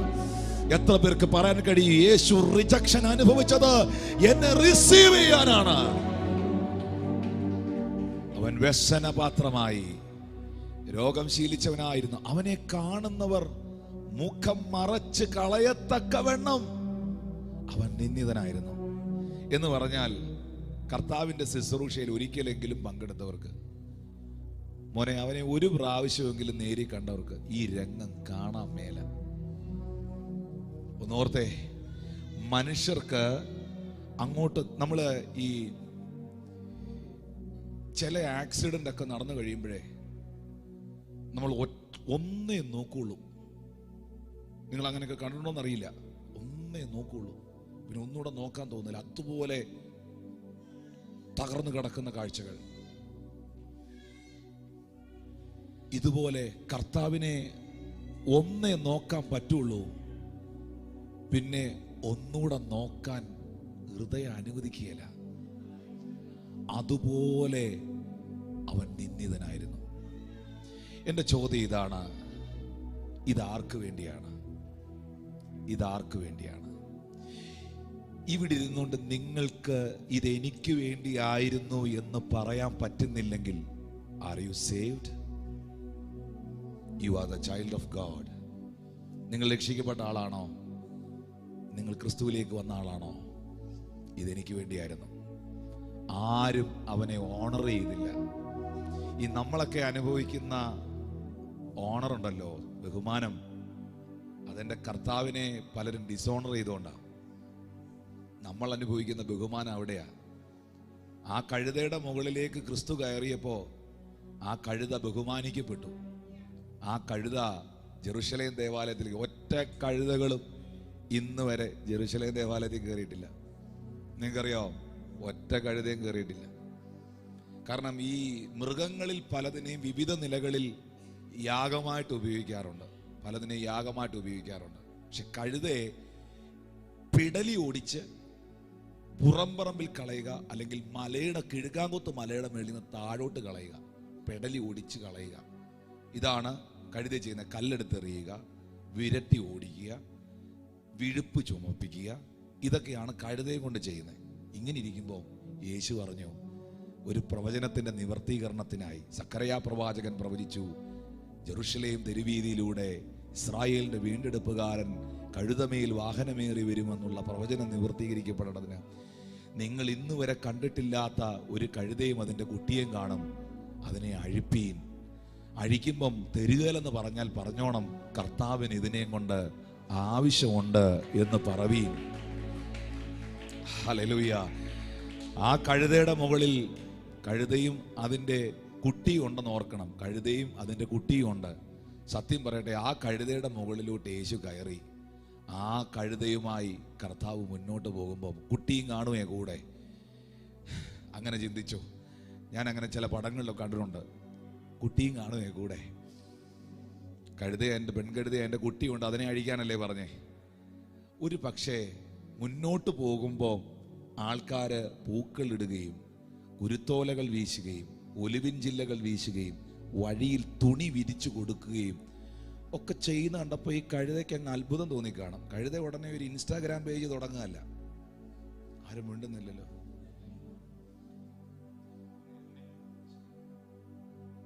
കഴുത ഉടനെ അങ്ങ് സെലിബ്രേറ്റ് ചെയ്യാവുമല്ല. കഴുതയുടെ ആകം പൊട്ടുക. ഇനി എൻ്റെ ഒരു ഇമാജിനേഷനാണ്, ഈ കൊച്ചു കഴുത അമ്മ കഴുതയെ ഒരു പക്ഷെ ഒന്ന് നോക്കി കാണും. നോക്കി വെച്ച് ഇത് എന്നതായത്, എന്നാ ഓണറിങ്ങാ? നമ്മുടെ അപ്പന്മാരും അപ്പാപ്പന്മാരും ഒന്നും ജെറുസലേം ദേവാലയത്തിൻ്റെ പരിസരം കണ്ടിട്ടില്ല. ദേ നമ്മൾ അങ്ങോട്ടാ കയറി പോണേ. എൻ്റെ ഒരു ഇമാജിനേഷൻ, എൻ്റെ ഭാവനയാണ്. അവരവർക്ക് ഭാവന കാണാമല്ലോ. ആ പെൺകഴുതയുടെ കണ്ണ് നിറഞ്ഞൊഴുകി അതിനറിയാവുന്ന ഭാഷയിൽ ഒരു പക്ഷേ അതിൻ്റെ കുഞ്ഞിനോട് പറഞ്ഞു കാണും, മോളെ, ഇത് നമ്മുടെ കഴിവല്ല, ഇത് നമ്മുടെ ഗോത്രം കൊണ്ടല്ല, ഇത് നമ്മുടെ വംശം കൊണ്ടുമല്ല, നമ്മുടെ മുകളിൽ കയറിയവന്റെ മഹത്വമാ. ഞാൻ അനുഭവിക്കുന്ന മാന്യത, ഞാൻ അനുഭവിക്കുന്ന എല്ലാ മാന്യതകളും, ഞാൻ അനുഭവിക്കുന്ന എല്ലാ പദവികളും എൻ്റെ കർത്താവ് എനിക്ക് തന്നാന്ന് പറയാൻ എത്ര പേർക്ക് പറ്റും? ഞാൻ കഴിച്ച ആഹാരം, ഞാൻ ധരിച്ച വസ്ത്രം, ഞാൻ അനുഭവിക്കുന്ന നന്മകളെല്ലാം എൻ്റെ യോഗ്യത കൊണ്ട് കിട്ടിയതല്ല, എൻ്റെ കർത്താവ് എനിക്ക് തന്നതാ. ഞാൻ ചേറ്റിക്കിടന്ന, ഞാൻ അഴുക്കിക്കിടന്ന കർത്താവിനോടൊന്ന് ചോദിച്ചേ, എന്നെ അൻപോടു സ്നേഹിപ്പാ എന്താണ് എന്നിൽ കണ്ടത്? ചേറ്റിൽ കിടന്ന താമന്റെ ആ പൊൻകാരം നീട്ടിപ്പിടിച്ചു. ഇത്രമേൽ സ്നേഹിച്ചിടുവാ യോഗ്യത എന്നിൽ കണ്ടുവോ? ഇത്രമേൽ മാനിച്ചിടുവാ യോഗ്യത എന്നിൽ കണ്ടുവോ? തൂയരേ തൂയാവിയേ, തൂയരേ തൂയാവിയേ,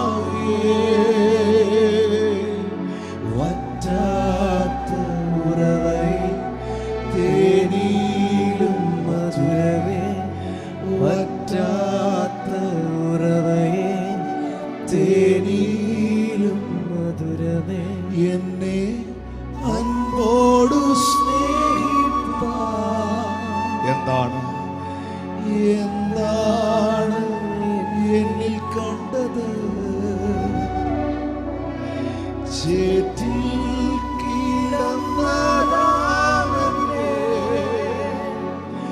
ആ പൊൻകാരം നീട്ടിപ്പിടിച്ചു. സങ്കീർത്തനക്കാരനായ ദാവീദ് പറയുന്നു, കുഴഞ്ഞ ചേറ്റിൽ നിന്നും അവൻ എന്നെ കയറ്റി പാറമേൽ എന്നെ നിർത്തി. അവൻ എൻ്റെ വായിൽ പുതിയൊരു പാട്ട് തന്നു. എത്ര പേർക്ക് പറയാൻ പറ്റും, ഞാൻ ചേറ്റി കിടന്ന ആളായിരുന്നു, ഞാൻ അഴുക്കിൽ കിടന്ന ആളായിരുന്നു, ഞാനൊരു പരാജിതനായിരുന്നു.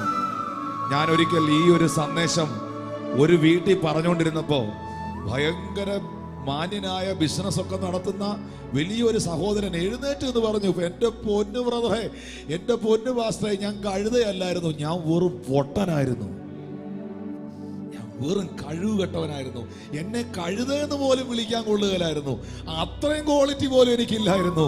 അതൊരു വലിയ മനുഷ്യനാണ് എഴുന്നേറ്റത് പറയുന്നേ. വന്ന വഴികൾ മറക്കാത്തവർ, വന്ന വഴികൾ മറക്കാത്തവർ ആ കരങ്ങളെ ഒന്ന് ഉയർത്തി പറഞ്ഞേ, ചേറ്റിൽ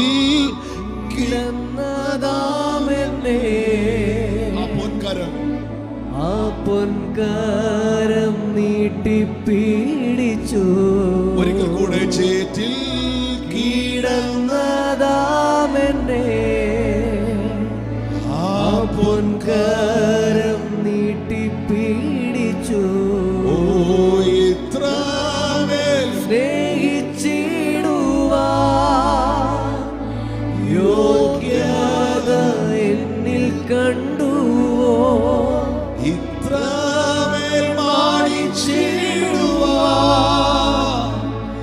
യോഗ്യത എന്നിൽ കണ്ടുവോ, എന്നെ അൻപോടു സ്നേഹിപ്പാൻ യേശുവേ എന്താണ് എന്നിൽ കണ്ടത്, ചേറ്റി പരിശുദ്ധാത്മാവേ, പരിശുദ്ധാത്മാവേ, പരിശുദ്ധാത്മാവേ. അവൻ മനുഷ്യരാൽ നിന്ദിക്കപ്പെട്ടു, അവൻ മനുഷ്യരാൽ ത്യജിക്കപ്പെട്ടു, അവൻ വ്യസനപാത്രമായി, അവൻ രോഗം ശീലിച്ചവനായി.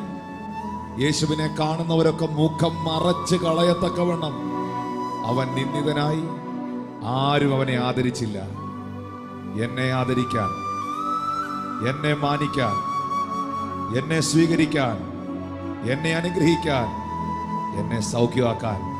4-ാമത്തെ വാക്യത്തിൽ യെശയ്യാവ് പറയുകയാണ്, സാക്ഷാൽ നമ്മുടെ രോഗങ്ങളെ അവൻ വഹിച്ചു, നമ്മുടെ വേദനകളെ അവൻ ചുമന്നു. ഞാനിത് പറയുമ്പോൾ ഇന്ന് പകൽ ഹീലിംഗ് നടക്കാൻ പോവുകയാണ്. ഇത് പറഞ്ഞുകൊണ്ടിരിക്കുമ്പോൾ ഇതിൽ സൗഖ്യങ്ങൾ ഉണ്ടാകാൻ പോവുകയാണ്. ഓൺലൈനിൽ കാണുന്നവരിലും പത്തനംതിട്ട ചർച്ചിലായിരിക്കുന്നവരിലും ഹീലിംഗുകൾ ഉണ്ടാകാൻ പോവുകയാണ്. അവൻ നമ്മുടെ രോഗങ്ങളെ വഹിച്ചു, നമ്മുടെ വേദനകളെ അവൻ ചുമന്നു.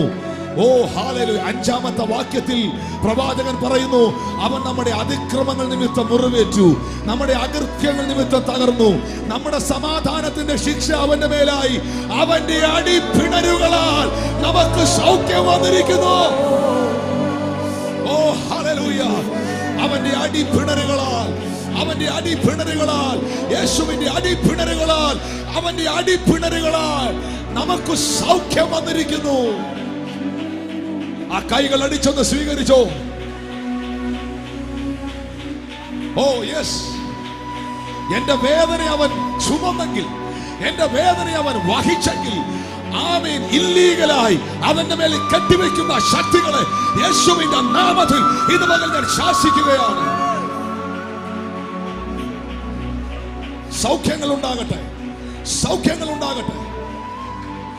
ഇന്ന് പകലിൽ ഒന്ന് വിശ്വസിച്ചേ, ഒരു പാസ്റ്റർ പ്രാർത്ഥിച്ചല്ല നീ ഇപ്പോൾ സൗഖ്യമാകാൻ പോകുന്നത്. നിനക്ക് വേണ്ടി വെളിപ്പെട്ട സൗഖ്യത്തെ ഇന്ന് പകൽ നീ സ്വീകരിക്കുകയാണ്.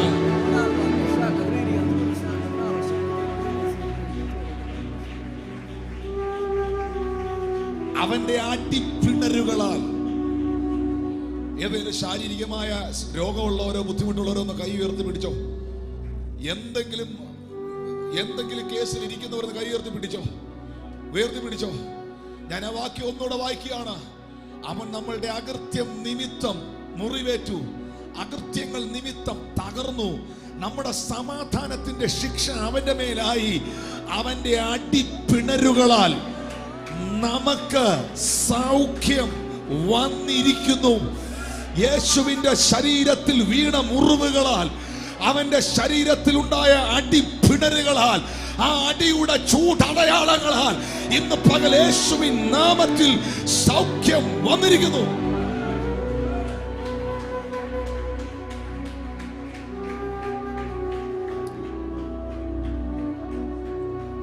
ജീസസ്. ചില ഡിസ്കിന്റെ കംപ്ലൈന്റുകൾ ഇവിടെ ഹീലാകുക, ഡിസ്ക് പ്രോബ്ലംസ് ഹീലാകുക, ആർത്രൈറ്റീസുകൾ ഇവിടെ ഹീലാകുക.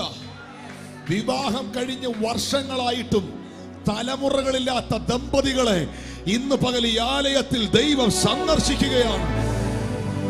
ഓ ജീസസ്, ദൈവം സന്ദർശിക്കുകയാണ്. സൗഖ്യം വരണമേ എന്നല്ല ഞാൻ പ്രാർത്ഥിക്കുന്നത്, സൗഖ്യം വന്നിരിക്കുന്നു, സൗഖ്യം വന്നിരിക്കുന്നു. ക്രിസ്തുവിൽ ഞാൻ അനുഗ്രഹിക്കപ്പെട്ടിരിക്കുന്നു.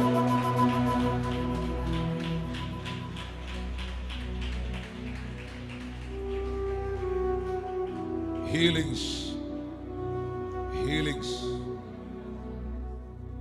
ഈ സൗഖ്യം എന്ന് പറയുന്നത് ദൈവം നൽകുന്ന ഏറ്റവും വലിയൊരു അനുഗ്രഹമാണ്. 107-ാം സങ്കീർത്തനം 20-ാം വചനം, അവൻ തന്റെ വചനത്തെ അയച്ച് സൗഖ്യമാക്കി. യിരെമ്യാ 33-ന്റെ 6-ാം വാക്യം, ഞാൻ നിങ്ങൾക്ക് സാക്ഷാൽ രോഗശാന്തിയും ആരോഗ്യവും വരുത്തി തരുന്നു. മർക്കോസ് 16-17 വാക്യം, വിശ്വസിക്കുന്നവരാൽ ഈ അടയാളം നടക്കും, നിങ്ങൾ രോഗിയുടെ മേൽ കൈവെക്കുമ്പോൾ അവർക്ക് സൗഖ്യം വരും. അവൻ സന്ധ്യയായപ്പോൾ പുരുഷാരത്തെ കണ്ട് മനസ്സലിഞ്ഞു, അവരുള്ള രോഗികളെ സൗഖ്യമാക്കി. ഇന്ന് ഈ പകലിൽ ആ ശരീരത്തിൽ വീണ അടിപ്പിണരുകൾക്കകത്ത് വെളിപ്പെട്ട ഒരു ഹീലിംഗ് പവറുണ്ട്. അതുകൊണ്ടാണ് തിരുമേശയോടുള്ള ബന്ധത്തിൽ ഞാൻ അതുമായിട്ട് കണക്ട് ചെയ്യുകയാണ്. തിരുമേശയോടുള്ള ബന്ധത്തിൽ പൗലോസ് പറയുന്നുണ്ട്, ഇത് അയോഗ്യമായി തിന്നുകയോ അയോഗ്യമായി പാനപാത്രത്തിലേക്ക് കൈനീട്ടുകയോ ചെയ്യുന്നവൻ രോഗിയാകുന്നു, ബലഹീനനാകുന്നു. എന്നാൽ ഇത് വ്യവസ്ഥയോടെ എടുക്കുമ്പോൾ ഇതിനകത്ത് നിൽക്കുന്നത് ക്രൂശിന്റെ വെളിപ്പാടാണ്. ഇതിനകത്ത് നിൽക്കുന്നത് കർത്താവിന്റെ ശരീരത്തിന്റെ നിഴലാണ്. ഇതിനകത്ത് നിൽക്കുന്നത് ക്രിസ്തുവിന്റെ രക്തത്തിന്റെ നിഴലാണ്. അതിനകത്ത് മറഞ്ഞിരിക്കുന്ന ഒരു ഹീലിംഗ് പവറുണ്ട്. യേശുവിന്റെ നാമത്തിൽ അത് സ്വർഗത്തിലെ ദൈവം ചെയ്യട്ടെ എന്ന് ഞാൻ പ്രാർത്ഥിക്കുക.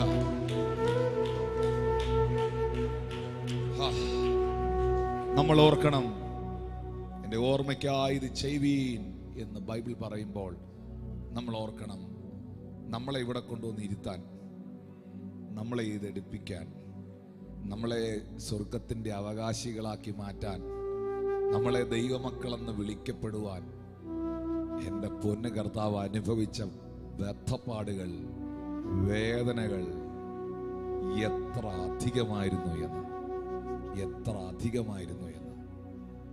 അതാണ് പൗലോസ് പറയുന്നത്, ക്രൂശിന്റെ വചനം നശിച്ചു പോകുന്നവർക്ക് ഭോഷത്വവും രക്ഷിക്കപ്പെടുന്ന നിങ്ങൾക്കോ അത് ദൈവശക്തിയുമാകുന്നു.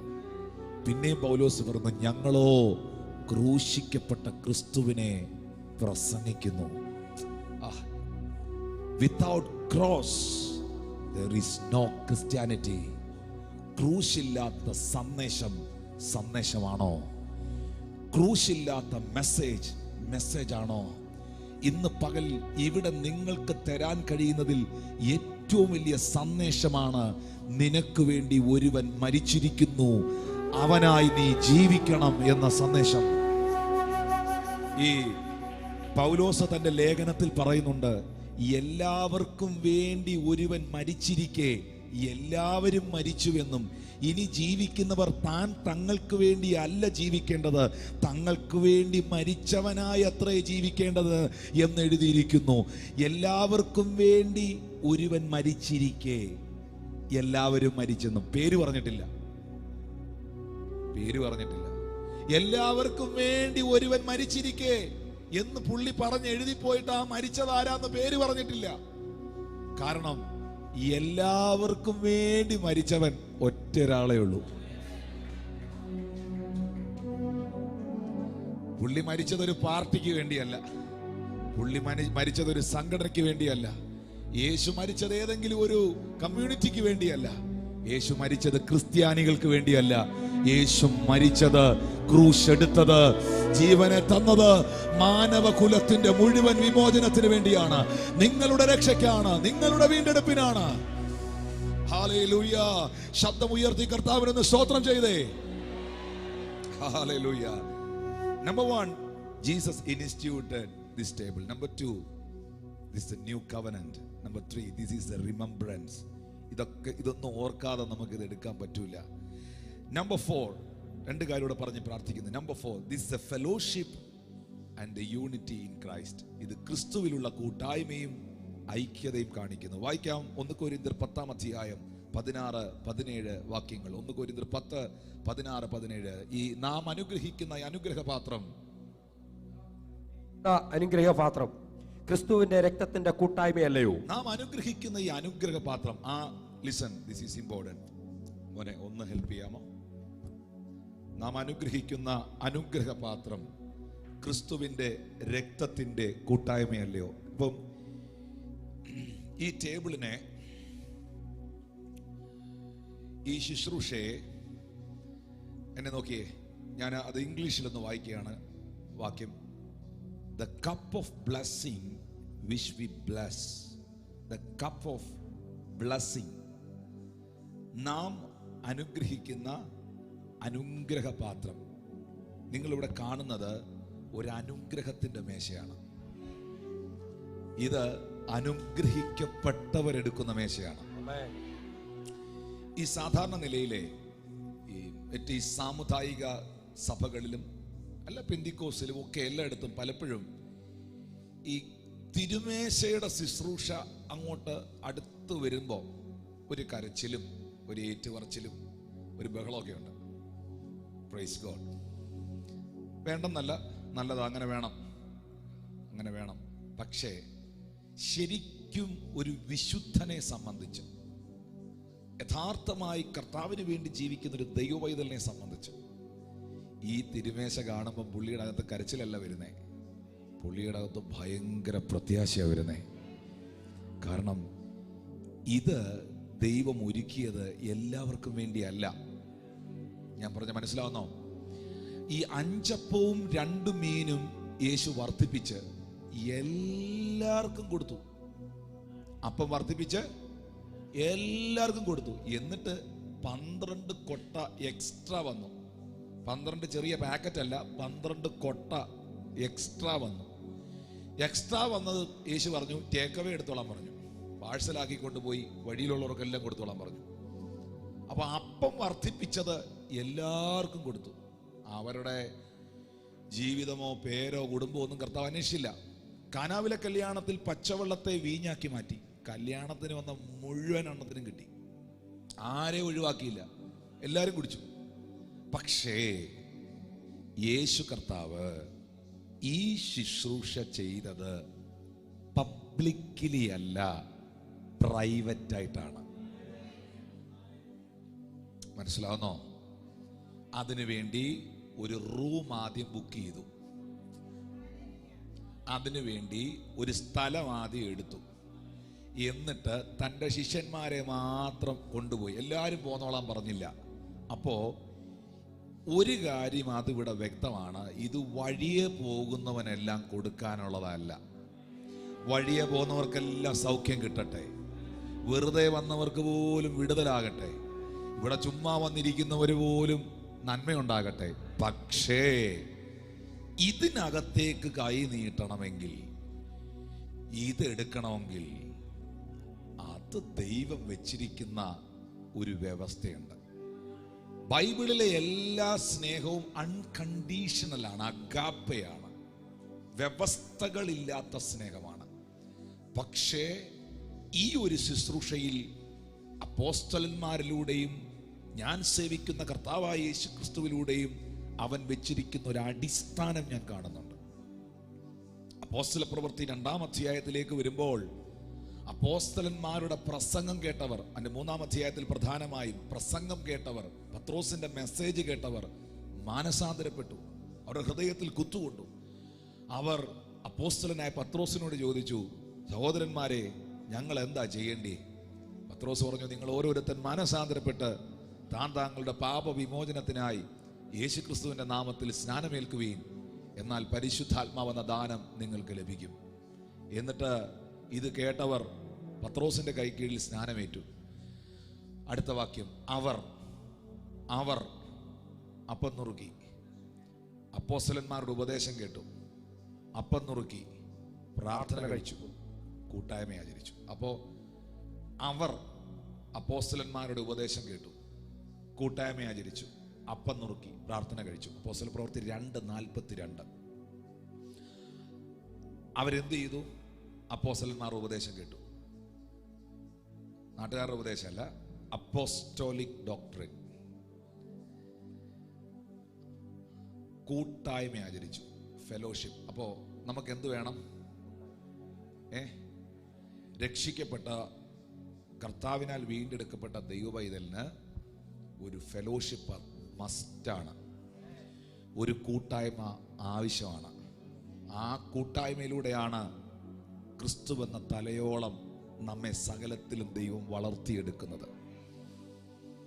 അപ്പോ അവർ അപ്പം നുറുക്കി, അവർ പ്രാർത്ഥന കഴിച്ചു. അപ്പൊ ഇത് അപ്പോസ്തലന്മാർ കൊടുത്തത് സ്നാനപ്പെട്ട അപ്പോസ്തോലിക ഉപദേശത്തിലേക്ക് വന്ന ആ ഒരു കൂട്ടായ്മയിൽ നിന്ന ദൈവജനത്തിന് വേണ്ടിയാണ് അപ്പോസ്തലന്മാർ ഇത് കൊടുത്തത്. യേശുവോ അപ്പം വാഴ്ത്തിയപ്പോൾ എല്ലാവർക്കും കൊടുത്തു, വീഞ്ഞു വാഴ്ത്തി കല്യാണത്തിന് വന്ന മുഴുവൻ ആൾക്കാർക്കും കൊടുത്തു.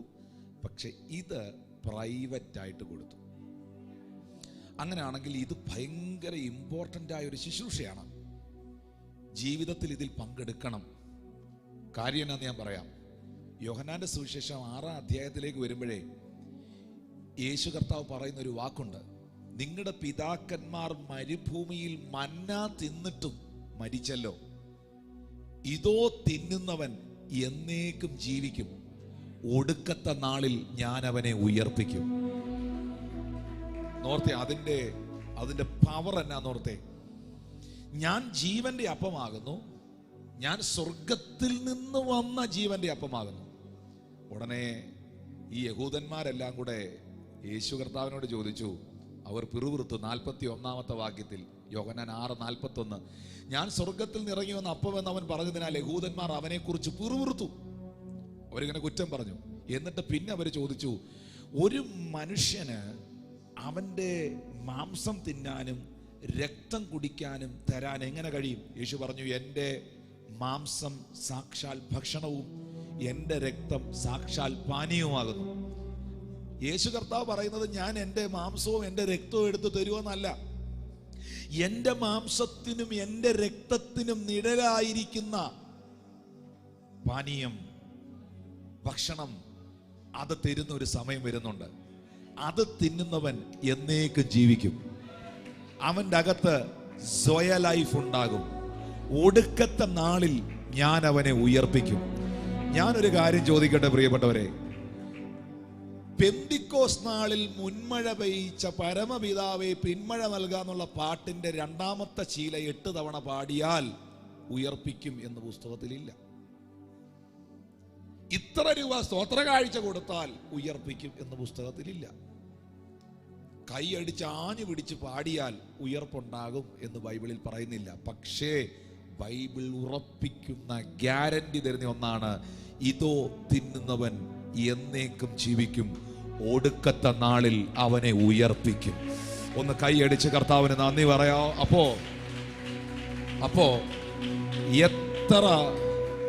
എത്ര ഇമ്പോർട്ടൻ്റ് ആണ് ഈ മേശ എന്നറിയാവോ? ഇനി ഇതിന്റെ മറ്റൊരു ഇമ്പോർട്ടൻസ് ഞാൻ പറയുകയാണ്.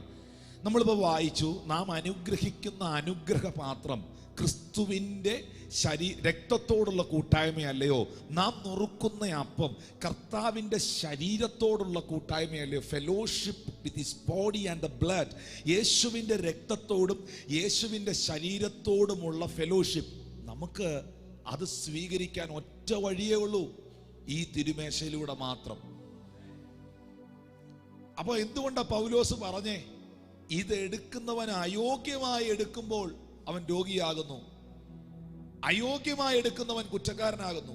യോഗ്യതയോടെ എടുത്താലോ അതിന്റെ ഓപ്പോസിറ്റ് കാര്യം സംഭവിക്കും. അവൻ സൗഖ്യം പ്രാപിക്കും. എത്രയോ കേസുകൾ ഞാൻ കേട്ടിരിക്കുന്നു. എത്ര പേരുടെ കേസുകൾ, എത്ര സാക്ഷ്യങ്ങൾ. ദൈവദാസനെ, വളരെ പ്രാർത്ഥനയോടെ ഞാൻ ഇന്ന് കർത്താവിന്റെ മേശയിൽ പങ്കെടുത്തു. തിരിച്ച് വീട്ടിൽ ചെന്നപ്പോൾ എൻ്റെ കർത്താവ് എനിക്ക് ആ വിഷയത്തിൽ പ്രവർത്തിച്ചു, എനിക്ക് സൗഖ്യം ഉണ്ടായി എന്ന് എത്ര കേസുകൾ കേട്ടിരിക്കുന്നു. അതൊക്കെ നമ്മുടെ ഉള്ളിലുള്ള വിശ്വാസവും വെളിപ്പാടുമാണ്. ഞാൻ ഇന്ന് ഇവിടെ നിൽക്കുമ്പോൾ ഒത്തിരി പേരെ കുറിച്ച് എൻ്റെ മനസ്സിൽ ആത്മാവ് സംസാരിക്കുന്നുണ്ട്. ഞാൻ ഈ മീറ്റിംഗ് കഴിയുമ്പോൾ ചിലർക്ക് വേണ്ടി പ്രാർത്ഥിക്കും. ഭയങ്കര വിടുതലുകളൊക്കെ ഇന്ന് ഇവിടെ നടക്കും. പക്ഷെ ഒരു മനുഷ്യൻ ആത്മാവിൽ പ്രാർത്ഥിച്ച് ജാഗരിച്ച് പിടിച്ച് കഷ്ടപ്പെട്ട് നിങ്ങൾക്ക് എത്ര വിടുതൽ തന്നാലും മാക്സിമം ഒരു ജോലി കിട്ടും, മാക്സിമം നിന്റെ മുഴ മാറും, ചിലപ്പോൾ ഒരു സാമ്പത്തിക വിടുതൽ ഉണ്ടാകും, ചിലപ്പോൾ തലമുറകളെ ലഭിക്കും, എന്തെങ്കിലുമൊക്കെ മാനുഷികമായ കാര്യങ്ങൾ പ്രാർത്ഥനയിൽ ഈ ഭൂമിയിൽ ലഭിക്കും. പക്ഷെ നിന്നെ ഏത് പാസ്റ്ററിന് ഉയർപ്പിക്കാൻ പറ്റും? സ്വർഗത്തിൽ കൊണ്ടുപോകാൻ പറ്റും? ഏത് തിരുമേനിക്ക്, ഏത് അച്ഛന്, ഏത് പള്ളിക്കാരന്, ഏത് പെന്തിക്കോസുകാരന് നിന്നെ സ്വർഗത്തിൽ എത്തിക്കാമെന്ന് ഉറപ്പ് തരാൻ പറ്റും? യേശു പറയുന്നു, ഇതോ തിന്നുന്നവൻ എന്നേക്കും ജീവിക്കും, ഒടുക്കത്തെ നാളിൽ ഞാൻ അവനെ ഉയർപ്പിക്കും. ആ ഉറപ്പുള്ളവർ എത്ര പേരുണ്ട്? ഒടുക്കത്തെ നാളിൽ ഞാൻ അവനെ ഉയർപ്പിക്കും. ഇനി കേട്ടെ, നമ്മളെ ഇന്ന് സ്നാനപ്പെട്ട ഒത്തിരി പേരുണ്ട് ഇവിടെ. അവരോട് കേൾക്കാൻ വേണ്ടിയാണ്. നമ്മളുടെ അടുക്കലേക്ക് ഈ ബ്രെഡ് കൊണ്ടുവരുമ്പം ഈ ചില സ്ഥലങ്ങളിലൊക്കെ ഇത് ശുശ്രൂഷകർ മുറിച്ച് ഫ്രണ്ടിൽ വരുന്നവർക്ക് കൊടുക്കുകയാണ്. പക്ഷേ യേശു അങ്ങനല്ല ചെയ്തത്. യേശു അപ്പം എടുത്തിട്ട് അങ്ങോട്ട് മുന്നോട്ട് കാണിച്ചേച്ച് പറഞ്ഞു, ഇത് വാങ്ങി ഭക്ഷിക്കുവിൻ, ഇത് വാങ്ങി ഭക്ഷിക്കുവിൻ, ഇത് എൻ്റെ ശരീരം. മത്തായി 26:27 വാക്യം. അപ്പോൾ ഇതൊരാൾ വായിലോ കയ്യിലോ വെച്ച് കൊടുക്കുകയല്ല, ഒഴിച്ചു കൊടുക്കുകയല്ല. കാരണം കൊടുക്കുന്നവനല്ല ഇതിൻ്റെ ഉത്തരവാദിത്തം, എടുക്കുന്നവനാണ്. കൊടുക്കുന്നവനും ഇതെടുക്കും, കൊടുക്കുന്നവനും ഇതെടുക്കും. എടുക്കുന്നത് ആരാണോ, ഇതിനകത്തോട്ട് കൈ നീട്ടുന്നത് ആരാണോ, അവനാണ് ഇതിൻ്റെ ഫുൾ റെസ്പോൺസിബിലിറ്റി. സ്വോത്രം, സ്വോത്രം, സ്വോത്രം. അതുകൊണ്ടാണ് ഞങ്ങള് മുന്നോട്ട് വിളിച്ച് തരാതെ അങ്ങോട്ട് കൊണ്ടുവരുമ്പം ഒത്തിരി എടുക്കണ്ട. ചിലർ ഒത്തിരി എടുക്കും, അവർക്ക് അറിയത്തില്ല, അറിയാൻ മേലാത്തോണ്ട. അങ്ങനെയൊക്കെ പണ്ട് ഞാനും ആദ്യം സ്നാനപ്പെട്ട് തിരുവത്താഴം എടുത്തപ്പോൾ വലിയൊരു പീസ് ബ്രെഡ് എടുത്ത് കഴിച്ചു. അതിന് തെറ്റൊന്നുമില്ല. എനിക്ക് അറിയത്തില്ലായിരുന്നു കുറച്ച് ഇച്ചിരി എടുത്താൽ മതിയെന്ന്. കാരണം ഇതൊരു ആത്മീക മർമ്മമാണ്, ഇതൊരു ഭക്ഷണമല്ല. എന്നാൽ നീ ഒരു വെളിപ്പാടൂടെ കേട്ടോ, ഇത് കേട്ടോ. ഇതെങ്കിലും കേട്ടിട്ട് വിടുതൽ പ്രാപിക്കാതിരുന്നാൽ ഒന്ന് ഉപവസിച്ച് നോക്കിക്കോ, എന്തെങ്കിലും കുഴപ്പമുണ്ടോന്ന്. സ്തോത്രം. ഒരു ഭാഗത്ത് ഇത് ഭക്ഷണമാണ്. ഭക്ഷണമാണോ? അതെ, ഇത് മുന്തിരിച്ചാറാണ്, ഇത് ബ്രെഡാണ്, ഇത് ഫുഡാണോ? അതെ. ഇതകത്ത് പോകുമ്പോൾ ഡൈജസ്റ്റ് ആവുമോ? ആവോ? ആവും. സ്വത്രം. യാ. എന്നാൽ അതർ സൈഡ്, ഓപ്പോസിറ്റ് സൈഡ്, ഇത് യേശുവിന്റെ രക്തത്തിന് നിഴലാണോ? ഇത് കർത്താവിന്റെ ശരീരത്തിന് നിഴലാണോ? ആണെങ്കിൽ ഒരു സത്യം കേട്ടോ, നമ്മൾ ഒരു ഫുഡ് കഴിച്ചാൽ, ഒരു ബിരിയാണി കഴിച്ചാൽ അത് എഫക്റ്റ് ചെയ്യുന്നത് നമ്മുടെ ബോഡിയിലാണ്. നമ്മുടെ ആത്മാവിന് വല്ലതും കിട്ടുമോ അതിന്ന്? ഇന്ന് രാവിലെ 2 പൊറോട്ട കഴിച്ച ഞാൻ അങ്ങ് ആത്മാവി ബലപ്പെട്ടെന്ന് ആരെങ്കിലും പറയൂ? പറയോ? ഇല്ല. നമ്മൾ ആ ഫുഡ് കഴിച്ചത് എന്തിനു വേണ്ടിയാ? നമ്മുടെ ശരീരത്തിന് വേണ്ടിയാ. നമ്മുടെ അകത്ത മനുഷ്യൻ എന്തെങ്കിലും കിട്ടിയോ? ഒന്നും കിട്ടിയില്ല. പക്ഷെ ഇതിന്റെ പ്രത്യേകത എന്നാണെന്നറിയാവോ? ഇത് നിന്റെ പുറമേ ഉള്ള മനുഷ്യനെ തൊടുന്നു, ഇത് നിന്റെ അകമേ ഉള്ള മനുഷ്യനെ തൊടുന്നു.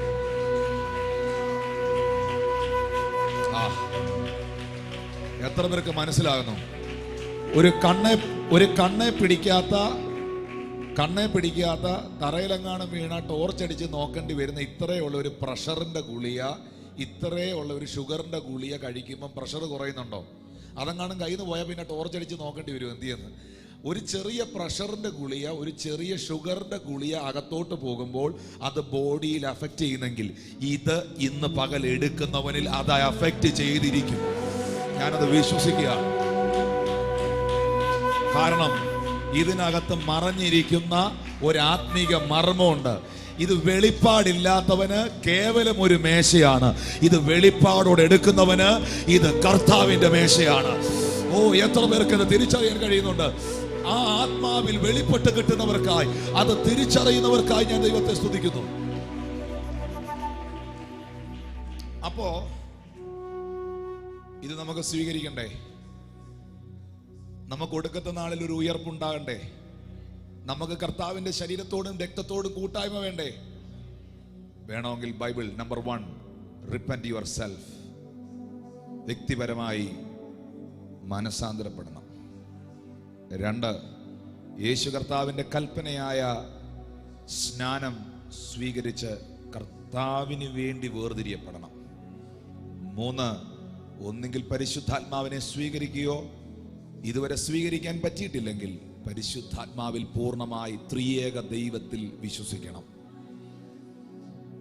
ഈ കൂട്ടത്തിൽ ആരെങ്കിലും ഇതുവരെ സ്നാനപ്പെട്ടിട്ടില്ലെങ്കിൽ, കർത്താവിന്റെ കൽപ്പന അനുസരിച്ചിട്ടില്ലെങ്കിൽ, ഞാൻ സ്നേഹാദരവോടെ നിങ്ങളോട് പറയുന്നു, നിങ്ങൾ മിസ് ചെയ്യരുത്, നിങ്ങളത് നഷ്ടപ്പെടുത്തരുത്. ദൈവം നിങ്ങൾക്ക് ഇന്നൊരവസരം തന്നു, അടുത്ത അവസരം ഉടനെ വരും. കർത്താവിന്റെ വരവ് വൈകുന്നെങ്കിൽ, ഞങ്ങൾ ഈ കോവിഡിന്റെ സമയമായപ്പോഴത്തേനും കേൾക്കണേ, ഒരു നിമിഷം ഒന്ന് കേൾക്കണേ. കോവിഡിന്റെ സമയമായപ്പോഴത്തേക്കും ഞങ്ങളുടെ പ്രയർ ടവറിലൊക്കെ ഫോൺ എടുക്കുന്ന സഹോദരങ്ങളിലൂടെ ഉണ്ട്. ഒത്തിരി ഫോൺ കോൾസ് വന്നു. എന്ത് ഫോൺ കോൾ എന്നറിയോ? ബ്രദറെ, ഇനി കൊട്ടാരക്കര ചർച്ചിൽ എന്നാ സ്നാനമുള്ളേ? അപ്പോൾ കാരണം ഈ കോവിഡ് പീക്കായി മരണങ്ങളൊക്കെ നടന്നുകൊണ്ടിരിക്കുന്നു. ഈ സമയത്ത് എവിടോട്ട് തിരിഞ്ഞാലും കർത്താവിന്റെ വരവിനെ കുറിച്ചുള്ള പ്രസംഗമാണ്. പവർ വിഷൻ വയ്ക്കുമ്പോൾ യേശു വരുന്നു, ജീസസ് ഈസ് അലൈവിന്റെ മെസ്സേജ് കേൾക്കുമ്പോൾ യേശു വരുന്നു, എല്ലാ പാസ്റ്റർമാരും പ്രസംഗിക്കുന്നു, ഇത് കർത്താവിന്റെ വരവ് അടുത്തിരിക്കുന്നു, കർത്താവിന്റെ വരവിന്റെ ലക്ഷണമാണ്, യേശു കർത്താവ് വരാൻ പോകുന്നു. എല്ലാവരും ടെൻഷനായി. അപ്പൊ കർത്താവിന്റെ കൽപ്പന അനുസരിക്കാത്ത ഒത്തിരി എണ്ണം ഉണ്ടായിരുന്നു. എല്ലാ യോഗത്തിനും ഇവർ കൈവെക്കും, ഫ്രണ്ടിൽ വരികയും ചെയ്യും, പക്ഷെ അത് ചെയ്യുകയില്ല. ഇവർക്കെല്ലാം അങ്ങ് വെപ്രാളമായി. കോടുവല്ലോ വന്ന് മരിച്ചാൽ സ്വർഗത്തിൽ പോവോ, കർത്താവ് വന്നാൽ പോവോ, ഭയങ്കര പ്രയാസമായി. അപ്പോൾ കുറേ പേര് പ്രയർ ടവറിൽ വിളിച്ചു. അതിലൊരാൾ ഞങ്ങളുടെ ഒരു ദൈവദാസനെ വിളിച്ചിട്ട് പറഞ്ഞു, എങ്ങനെങ്കിലും ടിനുപ്പാസോട് പറഞ്ഞ് എൻ്റെ പൊന്നു ബ്രദറെ, എൻ്റെ അച്ചായൻ്റെ സ്നാനം ഒന്ന് കൊട്ടാരക്കര സെറ്റ് ചെയ്ത് തരുമോ എന്ന് ചോദിച്ചപ്പോൾ ആ പുള്ളി പറഞ്ഞു, ബഹുമാനപ്പെട്ട മുഖ്യമന്ത്രി പറഞ്ഞാൽ നടത്തി തരാന്ന്. വല്ലോ മനസ്സിലായോ? മുഖ്യമന്ത്രി അങ്ങനെ ഒരു കാര്യം അനൗൺസ് ചെയ്താൽ പള്ളി തുറന്ന് സ്നാനം കൊടുക്കാം, മാമോദീസ കൊടുക്കാം എന്ന് ഒരു ഉത്തരവുണ്ടായാൽ ഞങ്ങളത് ചെയ്തു തരാമെന്ന് പറഞ്ഞു. എൻ്റെ പ്രിയപ്പെട്ടവരെ, എത്രയെത്ര അവസരങ്ങൾ നമ്മൾ നഷ്ടപ്പെടുത്തിയിട്ടുണ്ട്. എത്രയെത്ര അവസരങ്ങളിൽ ദൈവം നമ്മളോട് സംസാരിച്ചിട്ടുണ്ട്. ഈ സ്നാനം, ചിലർ പറയുന്ന കാര്യമുണ്ട്, ദൈവം എന്നോട് സംസാരിച്ചിട്ട് ഞാൻ സ്നാനപ്പെടാമെന്ന്. എൻ്റെ പൊന്നെ, ഈ വിശുദ്ധ വേദോത്സവത്തിനകത്ത് ആദിയിൽ ദൈവം ആകാശവും ഭൂമിയും സൃഷ്ടിച്ചെന്ന് ഒരു വാക്യമേ ഉള്ളൂ. പക്ഷേ പുതിയ നിയമത്തിൽ മാത്രം സ്നാനപ്പെടണം എന്നുള്ളത് 20-ലധികം വചനങ്ങളുണ്ട്. 20-ലധികം വചനങ്ങൾ. ദൈവം ഓൾറെഡി പറഞ്ഞു കഴിഞ്ഞു, നിങ്ങൾ കർത്താവിൻ്റെ കൽപ്പന അനുസരിക്കണമെന്ന്, വിശ്വസിച്ചവർ സ്നാനം ഏൽക്കണമെന്ന് ഓൾറെഡി പറഞ്ഞു കഴിഞ്ഞു. ഇനിയും ദൈവം എനിക്ക് വന്ന് പ്രത്യക്ഷപ്പെട്ടത് പറയട്ടെ എന്ന് പറയുമ്പോൾ നമ്മൾ ഈ വചനത്തെക്കാളും ഒന്ന് മേളി പോവല്ലേ. അപ്പം അതുകൊണ്ട് നിങ്ങളുടെ കൊച്ചിൻ്റെ പേരിൽ, നിങ്ങളുടെ കുഞ്ഞിൻ്റെ പേരിൽ 10 സെന്റ് വസ്തു ഒരു വീടും പ്രമാണം എഴുതുന്നു. ഇത് ദൈവം തന്ന പ്രമാണമാണ് ഈ പുസ്തകം.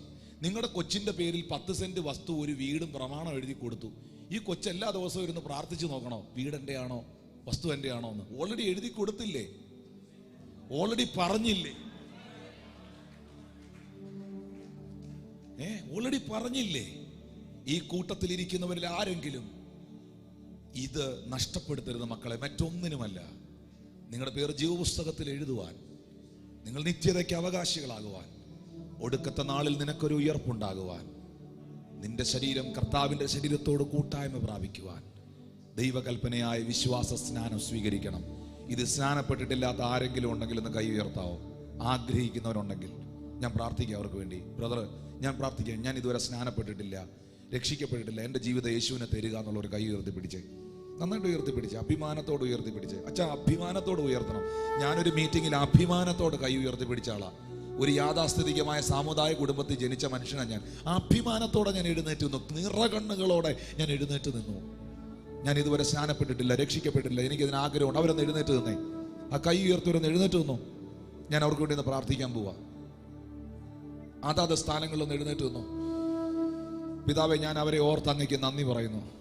അവിടുത്തെ കരങ്ങളിൽ അവരെ സമർപ്പിക്കുന്നു. യേശുവെ, അവിടുത്തെ വചനം അനുസരിക്കുവാൻ, അവിടുത്തെ കൽപ്പന അനുസരിക്കുവാൻ, അങ്ങയുടെ നാമത്തിന് വേണ്ടി നിൽക്കുവാൻ കർത്താവ് അവർക്ക് കൃപ ചെയ്യണമേ. അവിടുത്തെ സാന്നിധ്യം അവരോട് കൂടെ ഇരിക്കണമേ. ഞാൻ അവരെ ബ്ലസ് ചെയ്ത് പ്രാർത്ഥിക്കുന്നു, യേശുവിൻ നാമത്തിൽ തന്നെ. ശബ്ദമുയർത്തി ഒരു ഹല്ലേലൂയ. Please be seat. കർത്താവ് നിങ്ങളെ അനുഗ്രഹിക്കട്ടെ. ഓക്കെ, ഞാൻ ഇനി ഒരു വാക്യോടെ വായിപ്പിച്ച് ഇത് അവസാനിപ്പിക്കുകയാണ്. 1 കൊരിന്ത്യർക്കെഴുതിയ ലേഖനം 11-ാം അധ്യായം. വേഗത്തിൽ ആ വാക്യം എടുക്കുക. 11-ാം അധ്യായം അതിന്റെ 23 മുതലുള്ള വാക്യങ്ങൾ. ഞാൻ കർത്താവിൽ നിന്ന് പ്രാപിക്കുകയും നിങ്ങൾക്ക് ഏൽപ്പിച്ചു തരികയും ചെയ്യുന്ന എന്തെന്നാൽ, നിങ്ങൾക്ക് ഏൽപ്പിച്ചു തരികയും ചെയ്യുന്ന എന്തെന്നാൽ, കർത്താവായ യേശുവിനെ കാണിച്ചു കൊടുത്ത രാത്രിയിൽ അവൻ അപ്പം എടുത്ത് സ്തോത്രം ചൊല്ലി നുറുക്കി, ഇത് നിങ്ങൾക്ക് വേണ്ടിയുള്ള എൻ്റെ ശരീരം, എൻ്റെ ഓർമ്മയ്ക്കായി നിങ്ങളിത് ചെയ്യുമെന്ന് പറഞ്ഞു. ഇന്ന് പകൽ ഈ കൂട്ടത്തിൽ രക്ഷിക്കപ്പെട്ട് വിശ്വാസ സ്നാനം സ്വീകരിച്ച ദൈവമക്കൾ, ഈ തിരുമേശയിൽ പങ്കെടുക്കുവാൻ വന്നിരിക്കുന്ന പ്രിയപ്പെട്ടവർ, പ്രാർത്ഥനയോടെ എഴുന്നേറ്റ്